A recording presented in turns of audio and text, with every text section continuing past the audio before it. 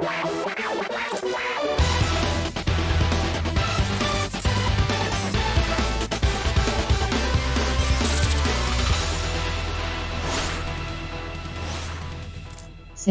Spacies. Guess what? Don't you know? It's the Since Spacies Show. Guess what? Don't you know?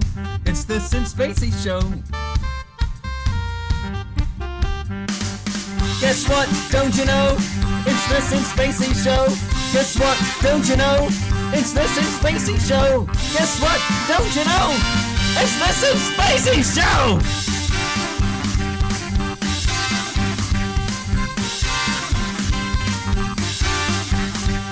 Guess what? Don't you know? It's the Since Spacies Show!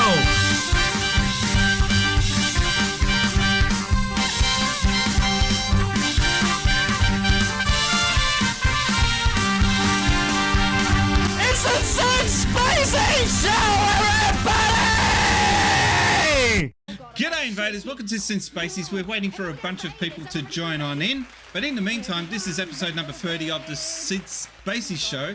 It's been a bit of a train wreck to get to this point. I'm going to mute that woman because I can... she's very loud. Yeah. Okay. Oh, wow. That's so much better. Peace and quiet. You guys have no idea what I was going through just then.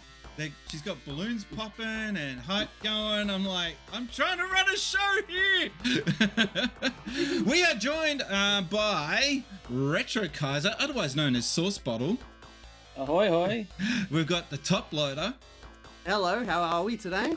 I'm a train wreck at the moment. And Uncle Chunt over there on the right. I was meant to be over on the left, and it decided no, we're going to put Since Spacies in third. I'm like, all right, whatever. It's too late to go correcting it now. They probably mistook your gold jacket for a bronze jacket, mate. Yeah. Oh well, yeah, there's that. So, what is the Since Spacies Show? This is a show where you ask the questions. We basically get you guys to send in video questions, and they got to be a minute or less. And we get you to also film it in landscape because portraits for schmucks. And we do our best to answer your questions. And normally in a show, we only have about up to 10 questions. Today we got double that. We got 21 questions loaded up there on the stream deck. We're still waiting for those raiders to come on in. But in the meantime, we might just kick off by first starting up with Retrokaiser. What are you holding there? I have not even with everything that's going on. Glad you noticed. I didn't even notice. What do you got? The WWF World Heavyweight Championship. Did you win something? When did you win that? Was that on aisle 4 at Toys R Us? Well, I time traveled back to WrestleMania 3 and knocked out Hulk Hogan. Doesn't count when you pay for it though. It did for the $1 Million Man. Participation award. The Oprah award. Did you get a certificate to go with it? I was going to ask you, what are you playing lately? Well, I haven't been playing anything retro of recent, surprisingly enough.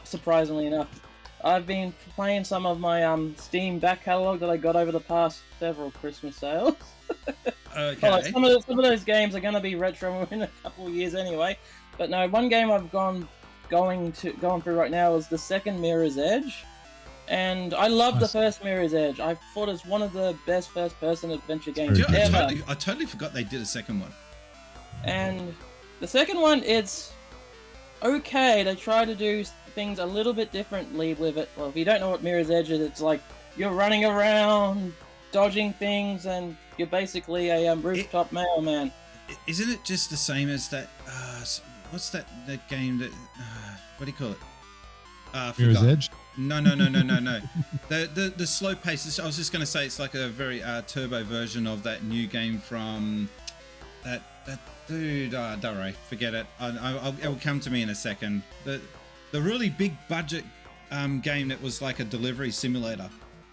Death Stranding. Death Stranding, yeah. So it's like Death Stranding on turbo. Not quite. Yeah, it's more like Something like that. It's Sure, we'll more go with I that. tried. We'll go with I that. tried. Yeah, We'll go with that, okay? yeah, close enough. You get a sticker for that. But anyway, I've been playing the second one, and it does. Oh, it's a lot bigger than the first one. Like the world is a lot more open. You can do some new things, and there's missions. That's a very generic statement, but it's true. And there's does some things that I like about it. Like with the big open world, the controllers are a little tight because they were quite rough in the original. But this one also does some things that I really don't like. Like, one of the things I absolutely hated in the first game was the combat. The combat just sucked.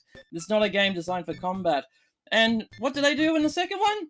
Well, they upped the combat tenfold. Yay! Right into it. Yes.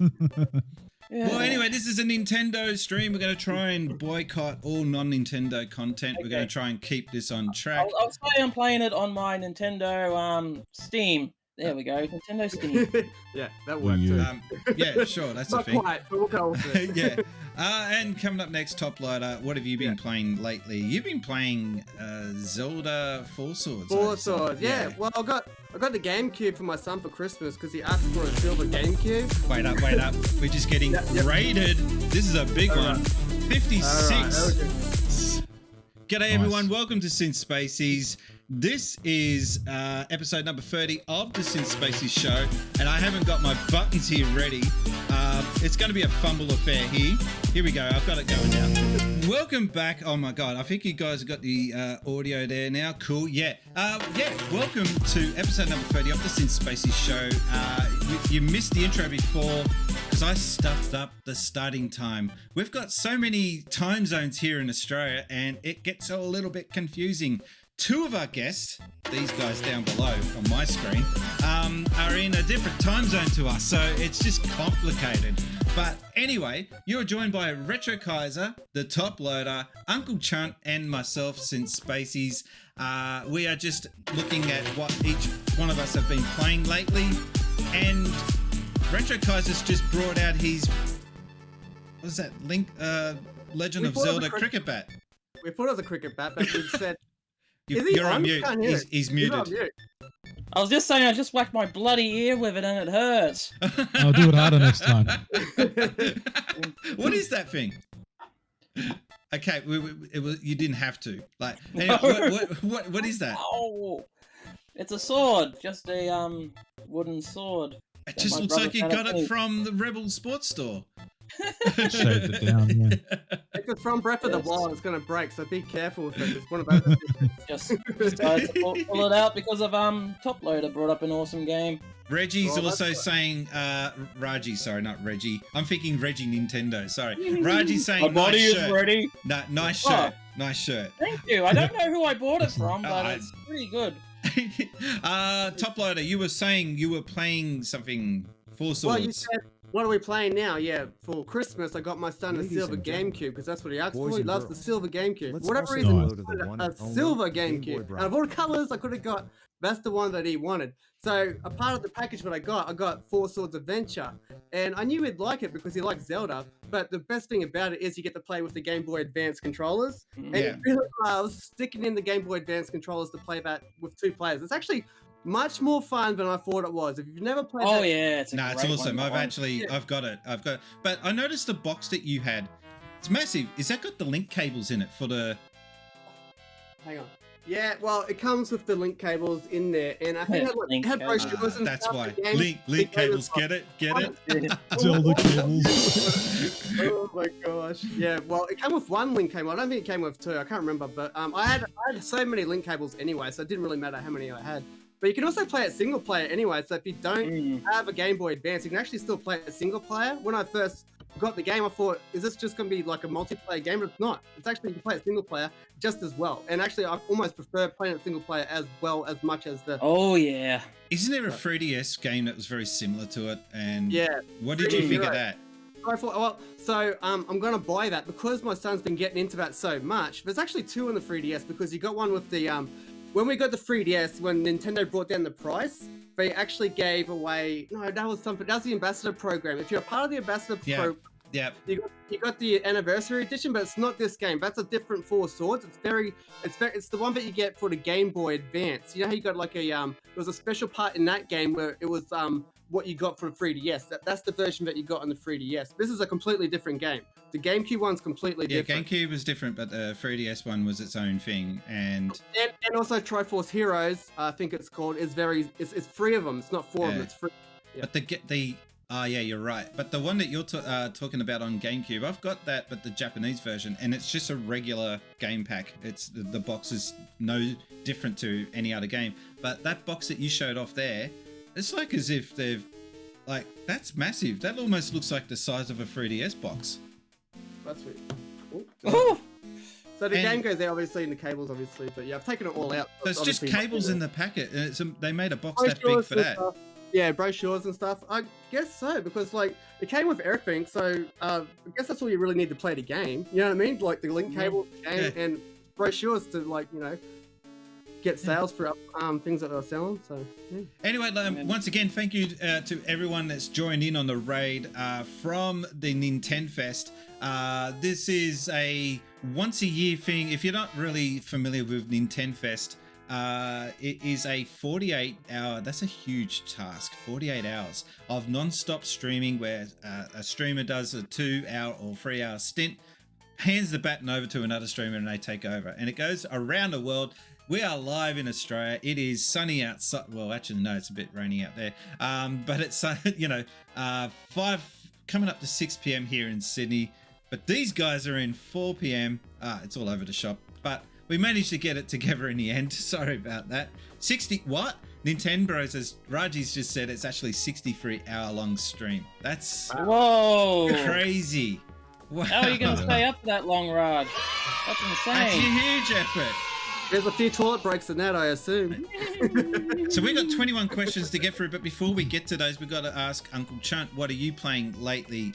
Warning everyone, he is an Xbox fan, so it will be an Xbox. What makes you think that?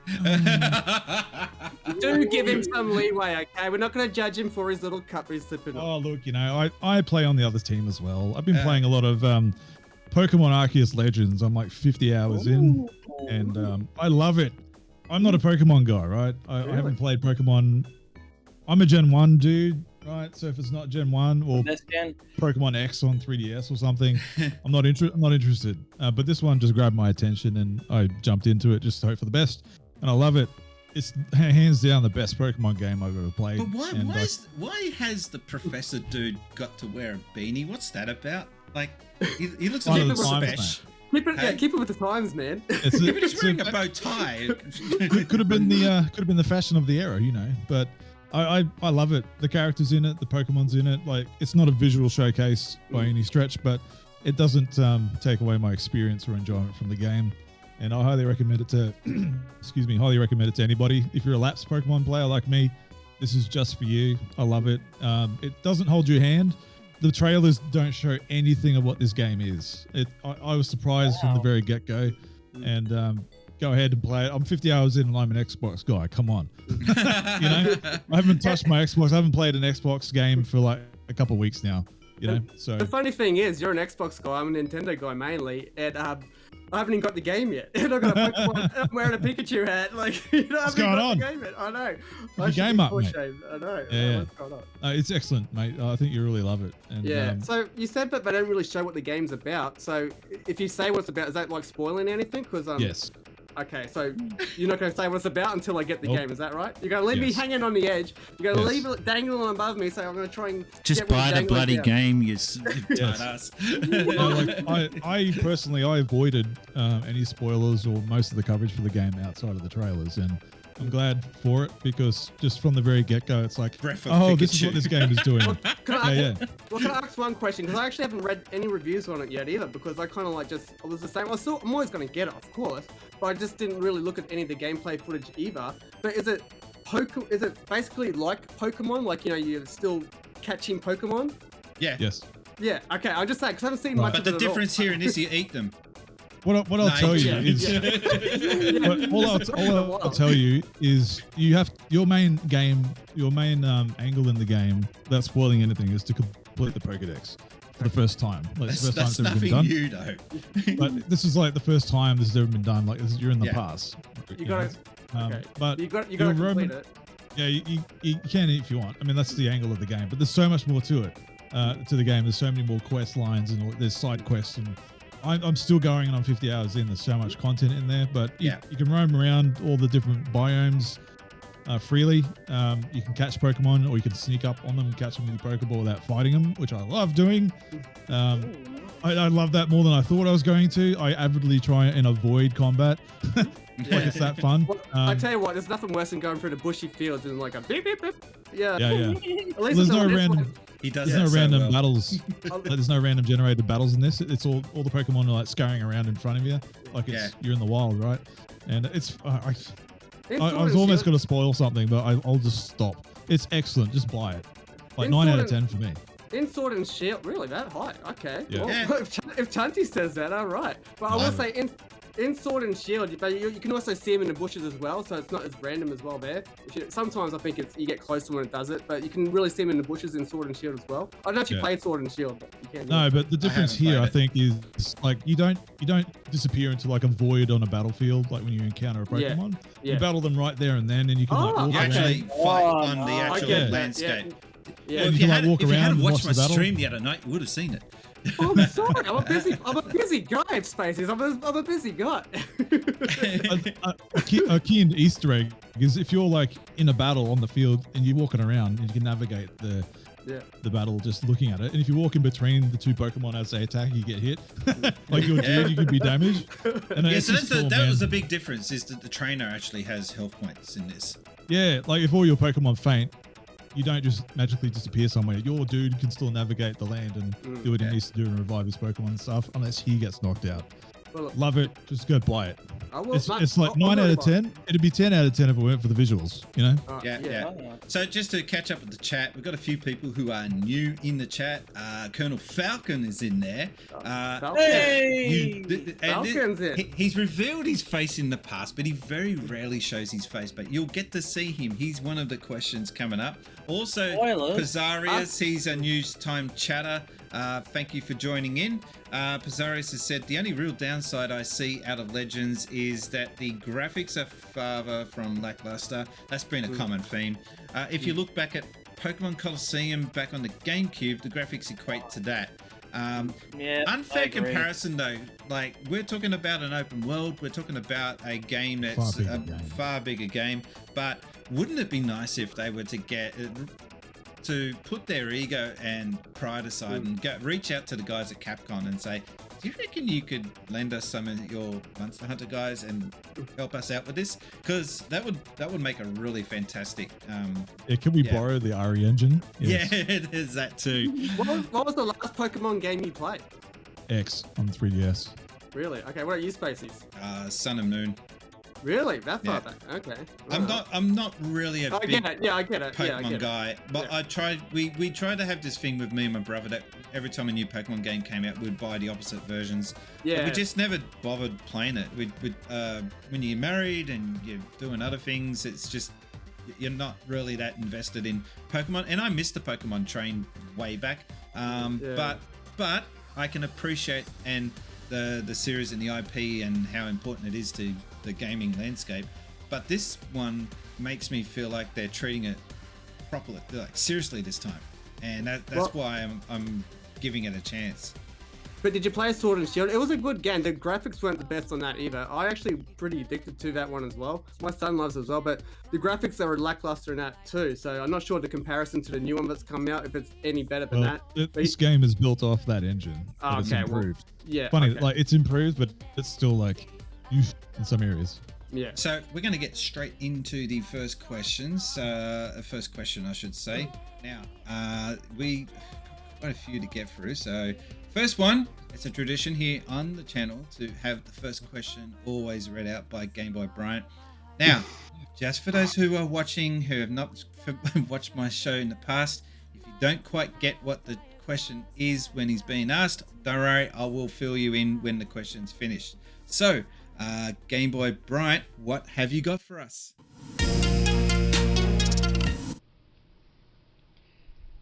Dramatic camera today. I hope you like the new shirt though, Spacies. And besides, since it's Nin10fest being more Nintendo related this year, I thought it'd be appropriate to wear it. I've actually only had it for how long? Maybe a couple months. Never even put it on. This is the first time. Anyway, since you want a Nintendo related question this time around, how about a game that was defined on a Nintendo platform for you? Didn't have to be an exclusive, because I already know you probably already heard it multiple times. Like you used to play Contra a lot too, didn't you? Man, that game kicked the crap out of me sometimes, but I would rather not talk about that. Anyway, that's the game that defined the NES for me personally, and that's really the only one I could really note at the moment. Contra, it led me to Metal Slug and a lot of franchises, but you can't help it, can you? Can't wait to hear your answer, Spacies. And also, when you actually get around to using that cabinet, you should show off the arcade version of Contra, because I don't think many people have seen it. Take care, Spacies. Man. Okay. Oh, hang on. I've got to fix the audio up there. Yeah. Someone mentioned in the chat there that that segue music is loud. I agree. So I've just turned it off. What was that? Sorry. What was that? I couldn't hear you. Sorry. I think he won. So, for those who didn't quite work out what that question was, but thank you, Game Boy Bryant. What game defined Nintendo? Mario. Next. Look at that one. Right, next question. Let's go. Let's keep it rolling, fellas. Okay. How about we do this a little more interesting? How about we say NES, Super NES, and That's a good idea. Nintendo 64? Just leave it to those three consoles. What games defined those three consoles? So I'll start with, obviously with NES, it's Mario Brothers, Super Mario Brothers. A lot of people would argue Super Mario Bros. 3, but I'm sticking with the first Super Mario Bros. For Super Nintendo, F-Zero, because that was the game that got me into that console. Sorry to steal your answer there. I know you were going to answer that. Man, come on, man. Come on. And Nintendo 64, I didn't care about the Nintendo 64. I never bought it. I did get it now, and I'm getting into the console now. I don't really enjoy that console. That's just my take on it. You guys? Yeah. Well, you know how you're saying Mario defined the console? Well, to me, it was the actual cartridge itself. The Mario / Duck Hunt one, that was the one that every single kid, every single person but I knew that had a Nintendo actually had that cartridge. It was actually more Duck Hunt that got me into it more than actually the Mario part of it. Because like, oh, we got Duck Hunt and Mario on the same cartridge. So I still, to this day, me and my son still play Duck Hunt on our CRTs. He still wants it. You do the little thing where you hold the gun right up to the screen and just fire at the duck. Of course he does. He used to.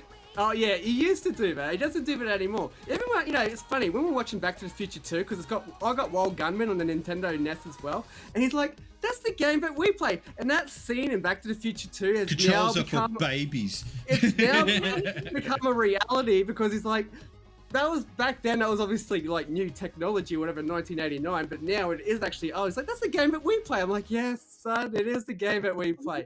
But yeah, that's the actual cartridge for the Nintendo. I think really did because you had two games on the one cartridge, and every kid was going back and forth with the Mario and the Duck Hunt. But like you said before, with the Super Nintendo, F-Zero was certainly the one that got it in for me as well. Super Mario World certainly defined it at the same time, because they were basically the first two games that came out, and you got your hand up because you want to ask me a question. Wind up. We got 3 hours. We got 3 hours. We don't have 3 hours. We got in late, so just a heads up. That's your fault. That's not my fault. That's your fault. Doesn't matter whose fault it is. That's what we're in. Go on, then. Nintendo 64. Nintendo 64. I thought you were on the chat. I said go to chat. Okay, Nintendo 64. Well, I actually had the Sony PlayStation, but we're not here to talk about the Sony PlayStation. All right, that's the end of that question. Retrokaiser. Retrokaiser. I never actually grew up in the NES era. I grew up with the Super Nintendo and Master System, but I do have answers regardless. And for what made the NES for me had to be, well, funny enough, the Mega Man series. Okay. Sure, it's Capcom. Sure, it's not first party, but there's just something so majestic about playing as a little blue bomber trying to get across these ass-hard levels. Yeah, I know, it's just too hard. And defeating the ass-hard bosses. Yeah, a lot of hard ass in this. But the thing about it was it was hard and it kicked your butt. But the levels, there's something about the game that was just so fun. You enjoyed getting whipped. Yeah. It's like going to a sexy dominatrix. You go there to get whipped, and when you actually do somehow defeat a level, it's so satisfying, man. You feel like that you've beaten a complete Mario game, but then you got to do it like, I don't know, 8 more times over, and you're like, ugh. And for Super Nintendo, this is going to be a very lazy answer, but I'm going to say Super Mario All-Stars, because it's everything good about Mario on the NES condensed into one. Why am I doing this? In one little cartridge. Actually, I think I've got... No, I don't have it on me. Seth in the chat says you might be playing Mega Man wrong. Oh! The first Mega Man is hard though. The first Mega Man is really hard. I mean, the second one's obviously easier, slightly, but the first one is really difficult. I disagree. I find the first one to be much easier than the second one. Once you get the patterns down, that's right. Once you get the patterns down, it is, yes. It actually... Yeah, and then you get to the Yellow Devil, and it just... Even with the pause trick, it's just darn near impossible. All right, But Super Nintendo. Super Nintendo, the Mario All-Stars cartridge. There's just something so awesome about having all the Mario parts onto one cartridge. I got to do this bell because you guys go on. Uncle, go on. You go on. N64. This one doesn't need explaining. Banjo-Kazooie. Next. Okay. Yeah, why didn't I figure that? We're going to go on. No, we're going to go on. Right. Okay. I'll make it quick and concise. Okay. Nintendo, Mario Brothers 3, and that Wizard movie. End of story. I've got a serious question Super about the Wizard Nintendo movie. is Teenage Mutant Ninja Turtles in time for me. That I played the hell out of that constantly on the Super Nintendo, and the song is just stuck in my head all the time. 64 wasn't my bag, but I played the ever-loving exploitive words of that game, Pokemon Stadium on that, and attached pack on the controller, and I played Pokemon Blue on that, and like that whole integration I loved. I played it so much because I had the Pokemon Edition console. Yeah. I was all in. But yeah, those are my answers. You know what I loved about that version? You know, the Pokemon Coliseum Stadium on the N64? You can actually play the Game Boy on the TV as well. I know you can do it on the Super Nintendo, but that's what I was saying, yeah. I also love the Mario Party-esque. I also love the Mario Party-esque mini games that are on it, like just eating sushi as Lickitung. There's so much charm and fun. Yeah, we had many a night when we were old enough to drink. We'd be doing drinks and playing Pokemon Stadium mini games. You know? Good times, my friend. Good times. But I got a serious question about the Wizard movie. How the hell did they know how to use the warp pipes, despite it being a game that no one's ever played before? Movie magic, baby. Yeah, that's it. You I'm actually surprised that they would have told them about the warp pipes going into the production. Into the production of that movie, like. Because most times you see a video game being represented in a movie, it usually is broken. Like the famous one that I can think of, I always bring up this one, is Jackie Chan and the kid's holding a Game Gear. There's no cartridge in the slot, and the sound sounds like Game Boy. It's just like, what the hell? So they always screw up. But we actually, when I was working on the Sega hotline, we actually had, I think it was Home and Away. They phoned us up asking, with this game, what's a good score for this game? So I said, look, I'll tell you what, I'll play through it. I'll tell you what I got up to, and I'll call you back tomorrow and I'll let you know what a decent score is. Because they wanted the kid to yell out, oh, I just reached 400,000 in this game. And they didn't want it to be a shit score. So in a way, you got a cameo on Home and Away. For people who don't know, it's a soap opera. So you cameoed in Home and Away. So the score that I got, yes, ended up on a Home and Away episode way back. Nice. That's cool, man. I think we're done with that question. Thank you very much, Game Boy Bryant. We're going to move on now to question number 2, which is from 8-Bit Dad 7C. I got to ask him. He did answer this, but I've forgotten what the 7C stands for. Anyway. Question number 2, here we go. Since Spacies crew, this is 8-Bit Dad 70C, better known as Seth. And my question is on how does a series that has been going on for years and years and years reinvent itself to keep it fresh? Series like Pokemon are criticized for being too formulaic. The first entry and the last entry have essentially the same gameplay loop. But then there are series like Paper Mario that have been criticized for going too far away from its roots, saying, Well, the first game and the last game are nothing alike, and so it gets criticized for that. And then you have ones that strike it in the middle. Games like Super Mario that reinvent themselves and reboot the series with different mechanics as they come up over time. So I was wondering what your take was on series that are too formulaic, that stray too far, and other examples of ones that strike a balance. Thanks so much. Bye. All right, we're back. Oh my god, this is so hard. You'd think after 30 episodes I'd have this down packed, but there's always something that goes wrong. It's just ridiculous. We were talking about it in leading up. You get everything set the night before or in the morning before, and then you walk away, do what you got to do. You come back and something's timed out or something's just broken. Anyway. Good time. You broke your bell too. Tell everybody. Yeah, I was.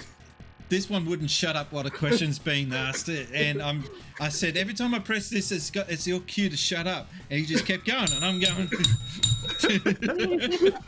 So they've broken it now.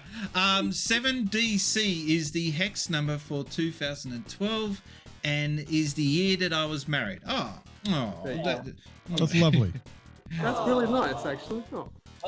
All right, so we didn't even get around to getting the question because you were too busy talking during the question. The question was, what's the best way a game can reinvent itself? I think we don't really need to talk in too much to this in depth in this one because Pokemon has pretty much done that. Now that question was sent in before the Pokemon game came out, the new one, so I can't comment on that because I haven't played that one yet. So I don't know. You can comment on something else. You can get you having nothing to say is not a thing. Well, shut up, Retrokaiser. You're next. What? Oh, I thought you were telling me to shut up. I wasn't even saying anything. Mario 64. How about that? No, I don't. This is gonna get very dark. I'm gonna go lightly political here, but the best way for a game to reinvent itself is to get rid of all the woke bullshit. But that's all I'm gonna say about that. Nice. Before, Saints Row. I think I hear people with pitchforks outside. I better get running. Nice knowing you, mate. See you later. Block him now. Jeez, they're quick these days. Well, if you consider like a best way to reinvent oneself in video games, it'd be going for 2D to 3D. Who did it best? Who set the standards? And that was Mario 64, hands down. Well, that literally reinvented the wheel for Mario. And it's something that Sonic failed in terribly on many does. occasions, and they still can't get it going. You're right, 100%. With Nintendo franchises, I guess, as well as Metroid, because they went from Super Metroid, completely skipped the N64 and went straight into the GameCube, which was actually one of the best Metroid games to play. Is actually Metroid Prime, which is great for the GameCube, and it also defined the GameCube as well, in my opinion. And going from 2D to 3D, it really set the standards in, especially for Nintendo franchises. Mario as well. Yes. So, like you said. We're just going to say all the games. Well, you might as well. All the Nintendo games, they did it so well on many occasions. You can't help Nintendo when they do something right. They really do it well. Like Chunty was saying, Mario really, honestly, it did it so well. And it shows, you may say, oh, it might be easy to do, but Sega really, like with Sonic, they really, I mean, they dropped the ball on many occasions. Let's be honest here. I wouldn't say they dropped the ball with Sonic Adventure 2. I don't want to talk about Sega too much on this particular show. We're comparing because at the time they were kind of like doing the same type of thing, going from 2D to 3D. And did they really get it right? One did, I think. Sonic Adventure 2 Battle, that was on GameCube. It's Nintendo related. That was Sonic Adventure 1. That got re-released for it too. So yeah. Hang on, I got Super Nintendo's Raji in the comments saying Forces. I mean, we have to agree. I liked Forces. I'm sorry. I didn't. Shut up, Chunt. I will say that I bought the first Sonic Adventure because I got the GameCube for Christmas for my son. I bought Sonic Adventure I thought it was okay. I don't think it really broke any grounds. People might disagree on that. It's okay. But you said the second one. I haven't played the To be second fair, there's a hell of a lot of difference playing that now compared to like back in 99, 2000. I drag a Nintendo guy with a Pikachu thing on his head, and he starts crapping on about Sonic. And I'm the guy that worked at Sega, and I've been doing my best to keep Sega out of this whole conversation. I'm saying what they did wrong and what Nintendo did right. I'm saying they didn't learn by their mistakes, but Nintendo really didn't make that many mistakes to begin with. They got the sale going in the right direction when they went into that ocean of the 3D. Tubby. And they were... I can tell you a Mario mistake. Mario is missing. Yeah, but that's not really a Mario. That's not Nintendo. They didn't do that themselves. But now you're sounding like a fanboy. Oh, but. Right, that doesn't count. Sorry, that does not count. In any Why? Because he plays Luigi. That it doesn't count because it's not really a Nintendo game. You got to go by the main franchises. You can't go by the spin-offs. Spin-offs are usually done by somebody else. I mean, Metroid Other M. Yeah. I was going to say Metroid reinvented itself really well to go from 2D to 3D. That was done so damn well because when you looked at it on paper, you thought, how the hell are they going to do this? But they just somehow pulled it off. I think. What do you reckon the chances are of getting the Metroid Prime Trilogy HD on Switch? Well, that's what everyone's hoping will come in the next Direct. At least an announcement or something. I wish. I've always wanted to play those. Yeah. Do you reckon? Hey, do you reckon with this new Direct that they're going to drop Metroid in that? Wait a minute. Isn't this a question that we're going to answer? I think they're a ways off. Metroid Prime 4, they're a ways off. Okay. But if they do a HD release, I'll be they actually redid that from scratch. I think they've had enough time. I don't reckon we'll get Metroid Prime 4 until the Switch U is out. Switch U. Please don't do that. Please don't put that out there. No using any names. No using any names, please. All right. So back to the question. A game that has reinvented itself really well. He actually mentioned in that video the RPG series, the Mario RPG series. That's a series that really needs to be slapped around and brought back into line because it's been all over the shop. So Paper Mario. Yeah. Nintendo doesn't always get it right. That's one of those occasions where they drop the ball. It would be nice to see them rein it back in more of a JRPG style, but with Mario characters. And F-Zero. Well, yeah, mate. Like they actually need to make a new one before they did kind of reinvent it, and then they just dropped it. So yeah. But Sega did that. That's what I was about to say. The GX one, not X. Sorry, the GX one. That was actually done by Sega. So I mean, that's actually a really good F-Zero game. All right, let's get back on track. So, do we have any others to add before we move on to? Because he's got another question actually. Roll on to the next one. Yeah, okay, we're doing it. Next one is also from Seth in the chat. Let's move on. And this time, I'm going to mute Toppy so he doesn't leak into the question. Here we go. Hello, Since Spacies crew, and happy Nin10fest. My question is on video game adjacent things that you have in your collection. I don't really do a lot of Lego building, but I had a lot of fun with this NES Super Mario Bros. Lego collection. And while I have a growing board game collection, it's rather small now, and it started with board games like Mega Man, the board game. Do you guys have any things like this in your collection? Have you gotten into any new hobbies from the crossover between things like this? I can't wait to hear your responses. Yes, okay, we're back. Okay, sorry, we've got a few glitches. One of those glitches is when the question's been played, it doesn't fade to black, it just keeps looping. And I can't hear the questions. All I can hear is bloody top loader in my ear.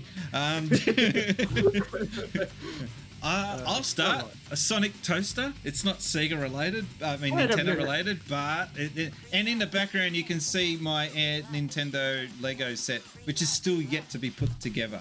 So hang on a minute. You had a go at me not 5 minutes ago. That's just been recorded, saying that we're not to bring up Sega in any questions, answers, type of form. The first answer that you bring back in the next brand new question is Sega related.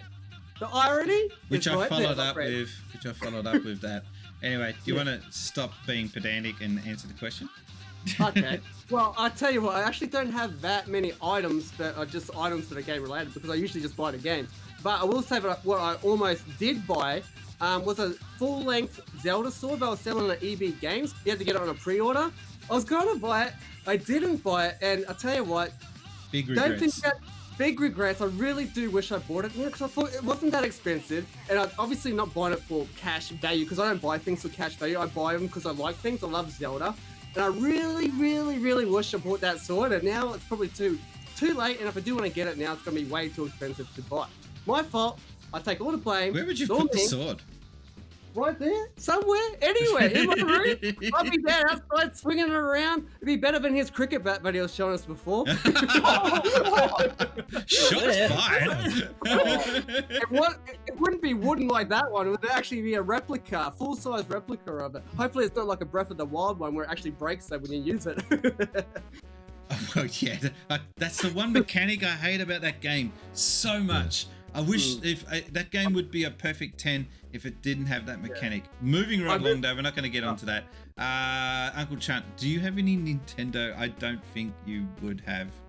I'm just having a quick look around my room. No. No. He's got Transformers. He's got plenty of Transformers there if you can see it, but that's not Nintendo related, so I'm not going there. No, I don't actually. No. Circle back to me. I'll have a think. Surely Kaiser's got. I could picture this I dude do. in I've a got Mario. Amiibos. Oh, it's got Amiibos. There you go. I was going to say, I was going to picture him in Mario pajamas or Yoshi tank top. I've got the Cat and Peach. The Mario Cat and Peach Cat duo. I got my Donkey Kong. Amiibo set over there because I love that game. 3D Mario Bowser's Fury. I had to get the Amiibos for that. Oh, cool. Now, I know Retrokaiser's got something. Actually, I've got a whole wall full of stuff right behind me. You Stuff got the including LPs. I got LPs. I've Pick got one. Why don't you get your LP? Get your favorite LP out. Show us your favorite LP. That's Nintendo related. If you have a Nintendo related. Nintendo related. By the way, Yeah, while he's I'm looking pretty for sure that, did you see that commercial that was put up on Twitter? It was a Nintendo game advertisement. What? Shut up for a second. I haven't finished yet. Jesus. That's the one I saw. That's the one I saw. No, I haven't even finished yet. You're just butting Yes. in. Yes, that's the one I saw. I thought you saw the same thing. Yes, I do have a Right. Nintendo related one. Oops, I mean I do have a Nintendo related vinyl record. That's Very nice. That's cool. It's Not a, official. Not official. No, it's not. It's the soundtrack for season. Well, it's not season 2 of Pokemon. It's when they got to the Johto seasons of Pokemon. This has all the theme songs in English and Japanese. Actually, I can whip out the disc. Oh, fuck off. And I was worried about it was going to whip out. I love the little. You I love the little sticker on there. I love the little sticker on there. It's only a one-sided record. Oh, So what? there's not that much songs, but on the other side, I don't know if it picks up. It's like a laser disc. It's like a laser disc. It's got a little etching of That's very cool. Oh, that's cool. Lugia Hey, if you fighting. hold it there, you can see pornos up on the wall there. Like, no joking. Oh no, you definitely can. I'm Actually, zooming now. I'm zooming in now. No, anyway, back to what I was going to say. There was a Super Nintendo commercial for a Nintendo game. It was Australian only, and it was like featuring nudity. Like you could actually see butts in it. It was a game for Super International Cricket, and it said it's got everything except this, and it showed streakers running onto the field. And it's probably the only Nintendo commercial I can think of that has nudity in it. So not just male nudity either. it was, yeah. I will say though, there's one item that I've always wanted, even though I haven't really been much of a Zelda fan, but I think they're cool. I like seeing them in people's videos. They got the Hyrule Shield and the sword set. You know, I've always wanted that too. And yeah, I'd love that. EB Games used to sell that, but they just stopped. Have you noticed EB Games have gone a bit trash lately with the stuff that they're selling? It just whatever made in China rubbish that they can get their hands off, they just peddle. Well, yeah, not really selling many games these days, aren't they? No. Why are you showing that? That's Sega again, Matt. You don't know the rules now? Yeah. We've already gone through the rules. I'm showing off my forbidden fruit, so that sounds wrong. I'm showing off The forbidden. Well, I'm on a Alright, bit of a let's- Zelda. I'm on a bit of a Zelda kick at the moment because I'm playing through Skyward Sword finally on the Switch. That's a okay. good game too. Yeah, my son loves that game as well. He loves flying around. Actually, did you like it? Yeah, I'm about halfway through and I'm loving it. Yeah. Yeah, it's good. I really like it too because I had it on the Wii. What was it on the Wii? Yeah, it's on the Yeah. Wii. That's probably the most thing. And I you- didn't really get into it then, but I'm getting into it now on the Switch. Are you finished? Nice. We done? We Nice. done? All right, let's get on with it. Nice. What are they? Giant Pokemon cards. Okay. Who sells them? He made Oh, it. the old school BB games. Pikachu. Yeah. Look how fat that boy is. All right. I already know. It's not. All right, let's move on. Let's Chungus. move on. Let's go to question number 4. Thank you very much, by the way, 8-bit Dad Seth. Super Jude has got a question for us. You know what? I gotta do something. I'm gonna introduce the bring back the. Hang on. I know What's the the music's. I don't have it yet. I've still got to. It won't let me do it while we're live. Of course. Oh no. Okay. I'm gonna bring back the loud transitional music. I know it's loud and annoying, but it's a cue for me to know what's going on. It's okay, so am I. All right, Super Jude, what have you got for us? Happy 30th episode of your Since Spacies podcast. Super exciting. I am happy to be asking you a Nintendo question. I'm trying to think of a profound one, but at 6 in the morning, I apologize. I'm going to do my best. I'm a huge Nintendo fan. No surprise. I started out with a regular Nintendo, holds a special place in my heart. But my question to you is, what's your favorite franchise? I know you're late to the Nintendo scene, but I think you kind of like it. It's a tricky one for me. I love a lot of the series. I love Zelda. Link, obviously this is Link, but the Legend of Zelda series. I'm really a huge fan of the Fit series. And also Pokemon, of course.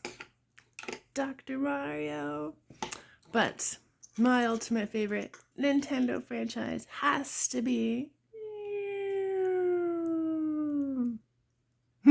Mario Kart. I can't wait for the new one. I'm so excited to see what this new twist is gonna be. I hope it has something to do with be neat if they could go on Google Maps, but that's probably maybe down the road, 10 or 11. But yeah, Mario Kart is awesome. I love Mario Kart. What's your favorite? Let me know. Bye. What I saw with this. All right, Top Loader, since you're so keen to go ahead. Well, I was gonna say F-Zero, but do they really even like acknowledge that franchise anymore? It gets very frustrating because it's such a great franchise that's been underutilized for so long. I get so frustrated when I talk about it, so I kind of leave it to the side for I a think moment. it's on par with Hotel Mario now. Yeah, all right. It's right there. Oh. It's right at the bottom of the barrel. But scraping out the bottom of the barrel, they need to get down there because they need to dig around and find it. Because it's there. If they just dig down, they'll find it eventually. It's right there. But it's going to reach it out and take what's in the bin. So that's what they've thrown F-Zero in the bin. It's all the way in the bin. But I'll tell you something. There is one franchise that I've actually got into a lot lately, mainly because of my son, and that's Kirby. I did not think that I would be a big fan of Kirby. And I would never have played a Kirby game if it wasn't for my son. Now, I'm actually buying all the Kirby games that I can get because I love playing it on the Switch. And I went back and bought them all from the Super Nintendo to NES, all those games. There's Kirby Superstars on the Super Nintendo is awesome, and so is the ones on the Switch. And I know there's a new one coming out. I'm not sure exactly what that's going to be like. It looks like it's going to Breath be of the like... Kirby. It's going to be like... No, I think it's more like 3D Mario World because you kind of like on platforming. I'm joking. I don't know what it's I going to be know like. It does look It good. was a joke. Yeah, I know, but I know it was a joke, but it was Joke. actually almost it was half right though, because it actually more looked like a Mario 3D world type thing where you platform and you go on this 3D space on a linear path. I think it's linear. I'm not sure completely because they haven't really shown us too much of the game. For Alright, now. You answered? Because I can't tell. Uncle There was Chunt. an So answer. did you get Uncle an Chunt. answer out Uncle of Chunt. Right, yeah, there was an answer in there, and I can jump on that. Like my favorite Nintendo franchise, it's a boring answer, right? Mario. I really thoroughly enjoy Mario. My Switch, for the most part, is my Mario simulator. Like it's just everything Mario. If it's not Animal Crossing and now Pokemon, but 3D Mario World and Bowser's Fury is my all-time favorite Mario game. but this new Kirby game coming out. I've never played a Kirby game, right? But I've pre-ordered this new Kirby game because I'm like, oh, damn, that looks like it's right up my alley. I can't wait for it. It looks awesome. And I hope I can be a new Kirby fan. You know, because I don't know, he seems pretty cool in Smash. I play him a lot in Smash. But besides what? Chunty, I'll put my word on it. My word that you will love Kirby. If you don't like Kirby, you can blame my own personal word. Oh, that'll be easy. If you're listening to any of the words I was talking. Yes, I understood everything. But yes, Mario, boring question. But it's funny you say F-Zero is your favorite. The best F-Zero game, according to fans, is the one that was made by Sega. Well, wait a minute. I said it's the best game for the game, one of the best games for the GameCube. It's one of my favorite games of all time. The original Super Nintendo version is personally my favorite F-Zero game. I love that one. Okay. X is actually third on my list. X is third on my list. The Game Boy Advance ones, they're okay. I like them, but they're not as good as the console versions as well. But the F-Zero one made by Sega is a very, very good game in my top 10. That's all I'll say. Right, don't talk smack about F-Zero. All right, cool. Next. I'm not talking smack about F-Zero at all. We're having a go. Is this thing working? All right, Retrokaiser next. Well, mine's also going to be a very boring answer. It's going to be, well, not Mario, but it's actually going to be Wario. Love the Wario Land game. That's not boring. That's not a boring answer at all. As much as I love the Mario games, Mario World, Mario All-Stars, and Mario 64, I think that the Wario games does everything that Mario does, but 10 times much better. I reckon Wario should be the new mascot for Nintendo. Oh my god. No, come on. Do another Wario World, bring it on and make it, give it the Mario budget. I want a Wario game like that. There shouldn't be a Nintendo movie, Mario movie. It should be Wario movie. I'd be dying to see that. Oh, yeah, I'll be there premiere night. Did you play Shake It? Did you play Shake It on the Wii? Wario Shake It? No, that's one of the ones I have not played. Does everybody remember the YouTube, the advertisement for Wario Shake It on the Wii? Does everyone remember that? Or do I have to explain it? It was really fun because when it first, previewing the game, the advertisement for Wario Shake It, you would watch it on YouTube, but then your whole screen, your browser would break down and be shaking. Oh, it's like, holy shit! Yeah, it was really good. It was really well done. It's like, what's going on? And the whole browser would actually break down because it was shaking. I thought you were going somewhere different. I thought you were going to go that the ad looks like this. No, that's just the way I talk. Nintendo is a family-friendly console. Yeah. I don't know. And yes, ladies and gentlemen, I did clip that.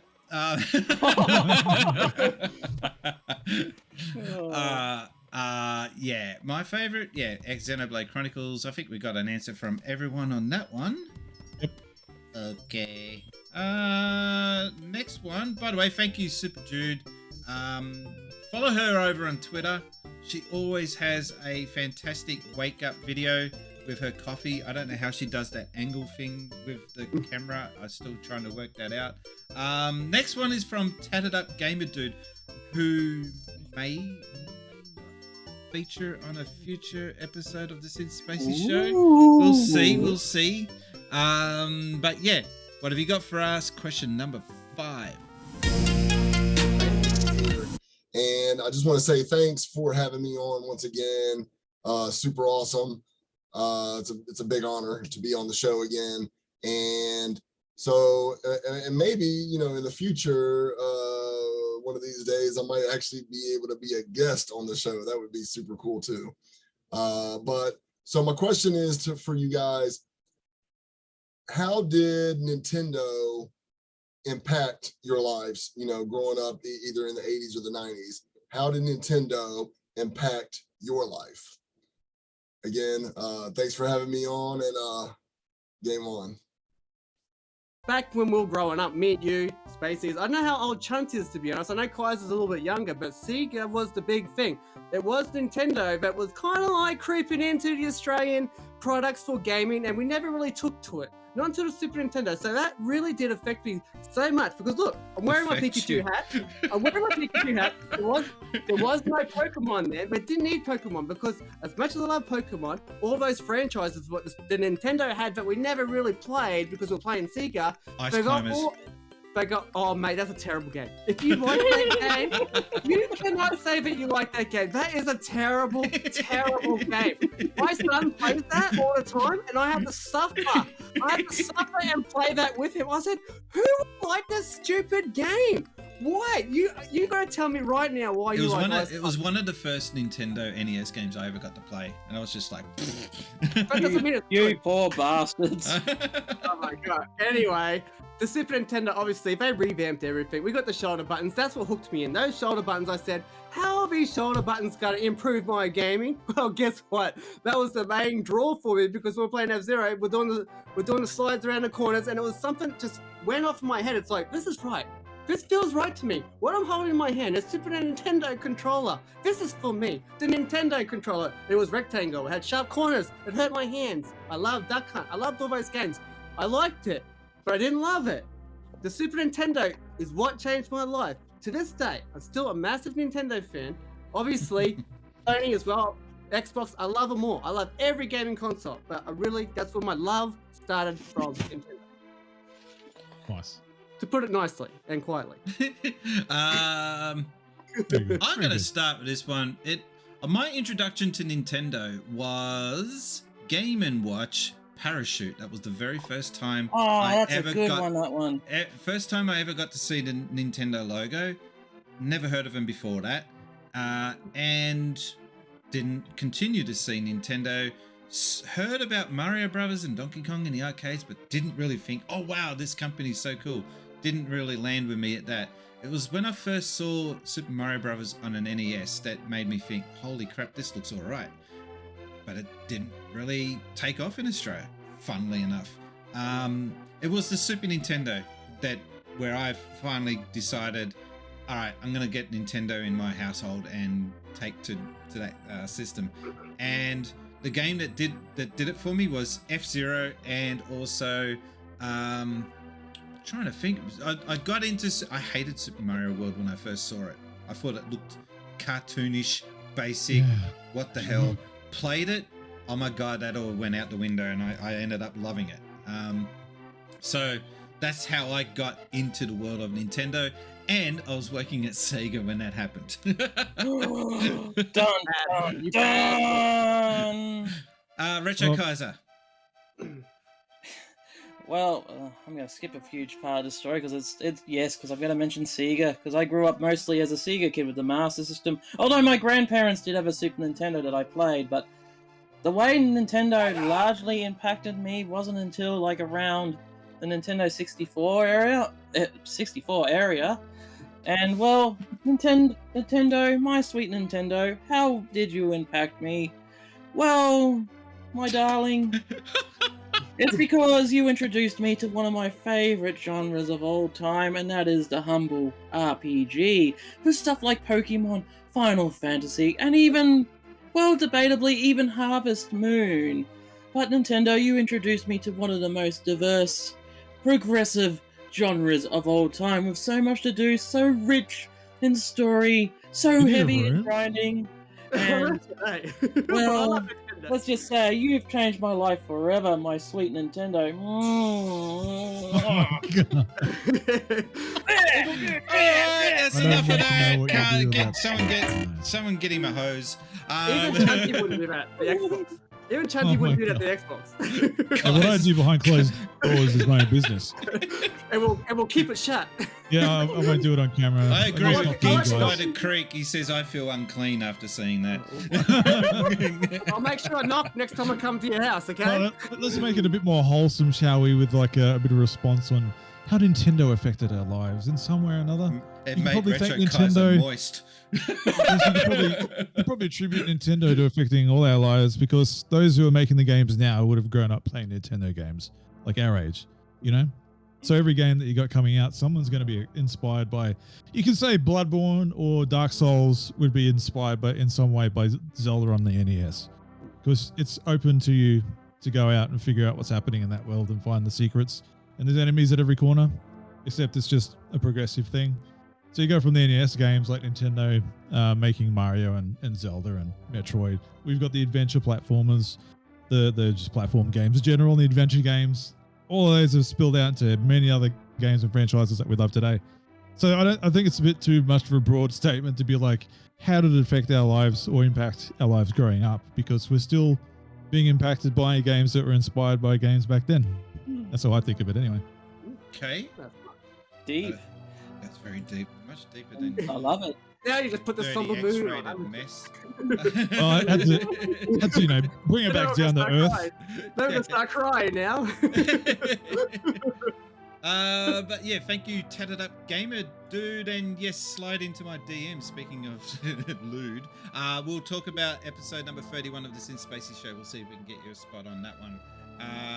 Stewie, a different part of the world, Scotland. Hey. Don't ask me to do Scottish accent. What have you got for us? Let's switch over to Scotland. Hello. Just want to throw a wee question for you for your show. I'm just going to ask, if this is the 90s, right? You've just spotted a couple of Nintendo fans in the corner. You're a Sega fan. Me. I decide to boldly walk up to them and we have a wee heated debate about which console and which games are the best. And then during this debate I come away with some Sega games. Now, as a Nintendo fans, obviously questions that have been asked, I would want to know, what 3 games would you throw into the mix to throw me off the scent and say, right, you should be playing the Nintendo? Any 3 games you like, throw them at me. Hope you have a great show, guys. Take care. Happy gaming. Bye for now. Thank you, Stewie, for that one. Okay, so Earthbound. I know some people think it's weird and that, but I think it will be a game that makes people realise that Nintendo can do different. So there's that. Thank you for the follow, TrentHam89. Also, Legend of Zelda, Link to the Past. I can't get past that game. Notice how these are all Super NES games. Yeah, I know. They're good games. You can't blame me for that one. The last one. I have to do Breath of the Wild. I'm sorry. It's just, it is a good game if you can get past that broken swords mechanic, broken weapons mechanic.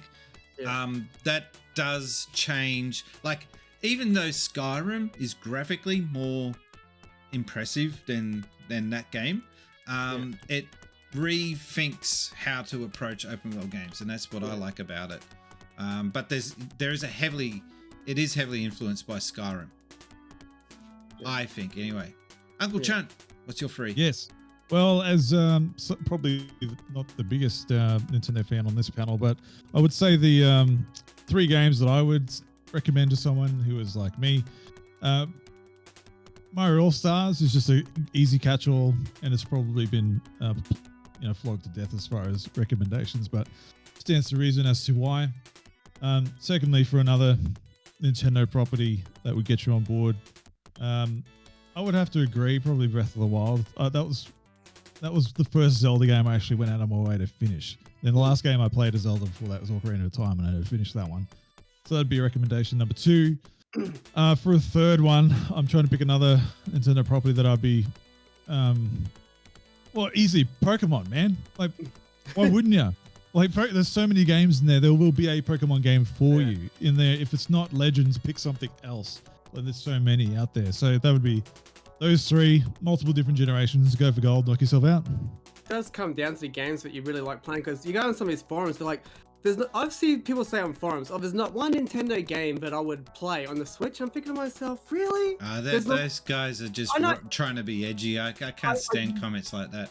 I get it, and that's why I said it in the comments. I like, there's not one Nintendo game, or on the Switch, doesn't have to be by Nintendo. There's not one Switch game that you would like. I would dare anybody to play Luigi's Mansion 3 to go. This is my first pick, by the way. I might as well just go into mine again. I segued nice there. I was on the ice. I was skating around. I got into the zone. Nice and neat. Okay, but Luigi's Mansion would 3, or any of them really. The first, second, and third one. Well, the second one's not as good as the other ones, but first and the third one at least, right?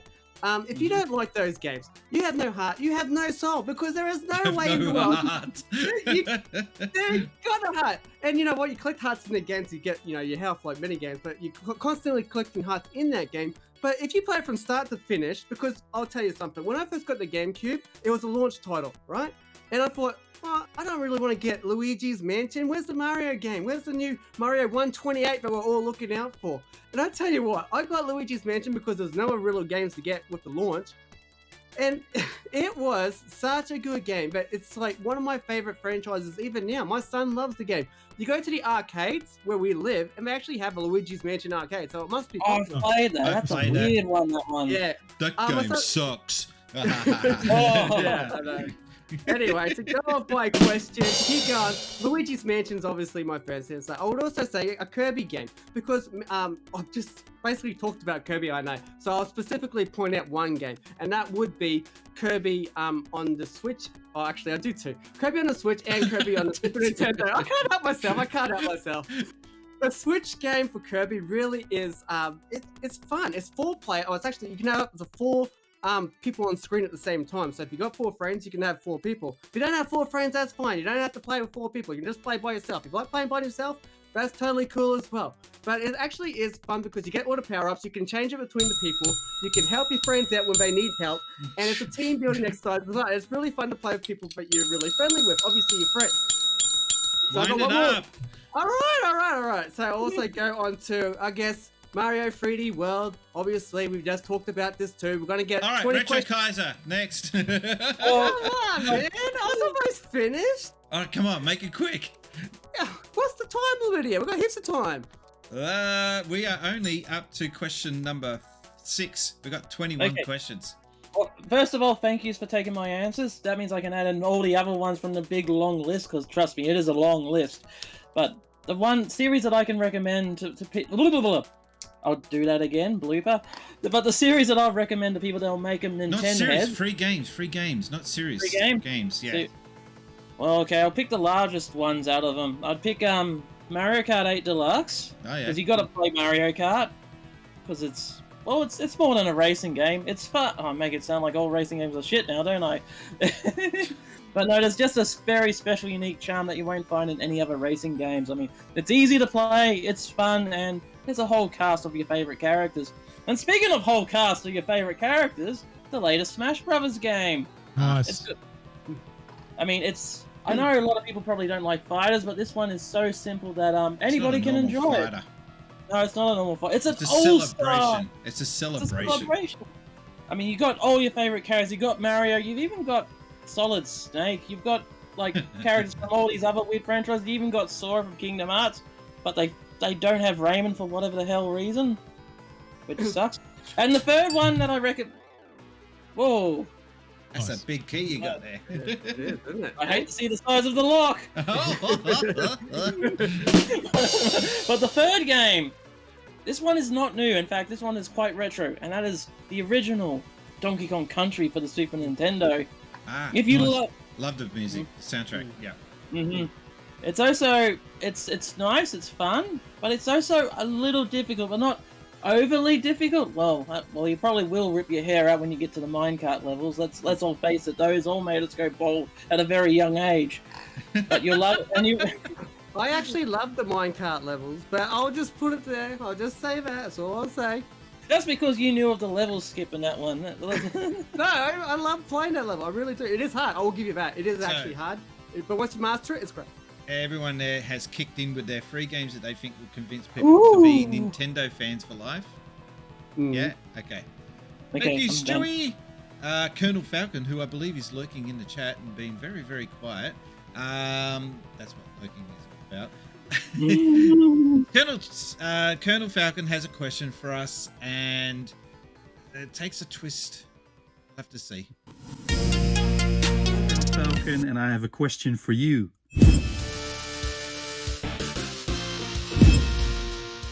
Ah, yeah, the 90s. You remember those? Clueless, Fresh Prince of Bel-Air. It's also the time of Super Nintendo.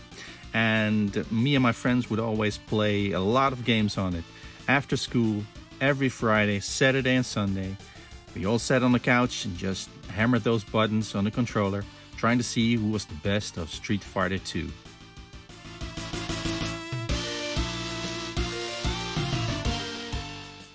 Now, one of my best friends at the time used to hold his controller in the most unusual way, as you can see right here. And I always asked him, why do you do that? And he explained to me that in this way you could, press the buttons with bigger speeds. Speaking about speed, can you guys tell me about F-Zero?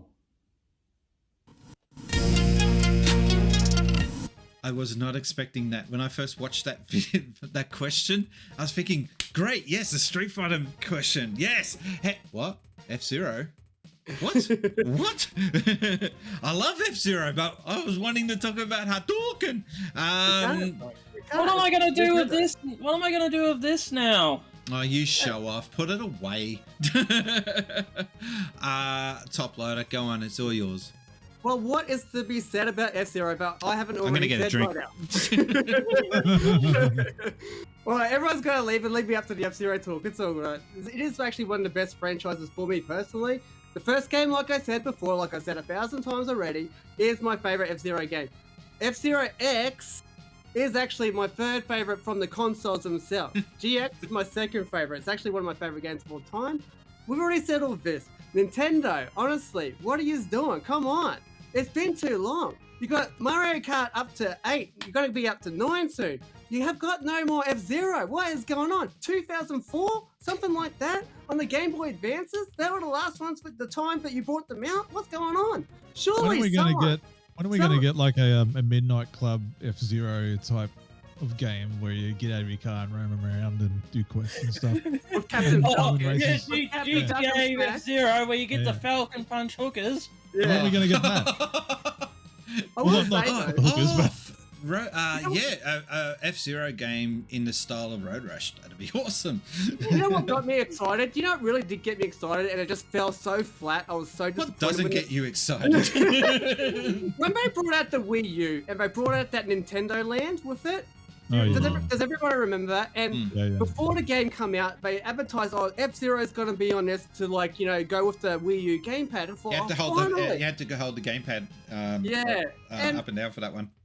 It got me so excited. It's like, finally, at least we'll be racing. At least we'll be doing something. You If we- bastards! You cruel bastards! I tell You teased us with F-Zero and you gave us that crap. What is going on? I actually like Nintendo Land. I actually like the one from Mario, Luigi, how you had to find the ghosts and stuff. You had to find your partner on the screen. That was really cool. I liked that actually. But the F-Zero one, I was like, really? I mean, I know it's a Nintendo Land. I know it's not a full-on game. But could you give us something that was half decent? That was probably the worst one on the whole Nintendo Land itself. Yeah, we're getting to the point where people think that Captain Falcon is a fighting game character, not a racer. I know. That's so true. And you know what? I love him in Super Smash. I actually use him quite often. I use Kirby actually the most in Super Smash because you just float away. If you kind of lose where you're at, you just float away until you see yourself. But Falcon Smash. I mean, my son says it around the house. Falcon Smash. I mean, it's And he has no. And I bet your son doesn't know where he's from. Where that character comes from. No. He asked me because we're playing on the F-Zero level. He's like, that's the one you're playing the Super Nintendo, because he watches me play it the Super Nintendo. I was like, yeah, I know, because that's basically there's not that many games of F-Zero. If you want more F-Zero, there's an F-Zero anime series that came out in the early 2000s. It's difficult to find, but I believe someone's uploaded the whole series, because it only came out in Japan, but someone's uploaded English subtitled on YouTube. It's like, I will say on the Switch, they got that RMX game that's it's basically a F-Zero clone. It's like Wipeout and F-Zero really. So it's actually like I'll take that back. If they look like Wipeout, but it plays like F-Zero GX. So if you're looking for a new F-Zero game, go for it. I think it's RMX, and it looks pretty good. I haven't actually got it, but it looks pretty good. Like 60 frames a second and it runs pretty yeah, smooth. something like that. You're not gonna like me for this, Toby, but I did not like F-Zero when I first played it. Wow, so you're spraying. Wait a minute, which one did you play first though? What people consider the best one, the GameCube one. I just wasn't feeling it. Okay, wait a minute. Okay, with the GameCube one, it's actually the hardest one out of all of them. You gotta did you practice before you played the actual game? No, I was just playing it at a friend. I was just playing it at a friend's house. No, so if you go straight into the game, I'll tell you something. For anybody out there who wants to get good at F-Zero GX, here's my personal tips for you, okay? Pretty much like any F-Zero game, you gotta practice. But F-Zero GX... Welcome to the Top Loader Hotline, ladies and gentlemen. F-Zero GX especially, you have to practice the tracks.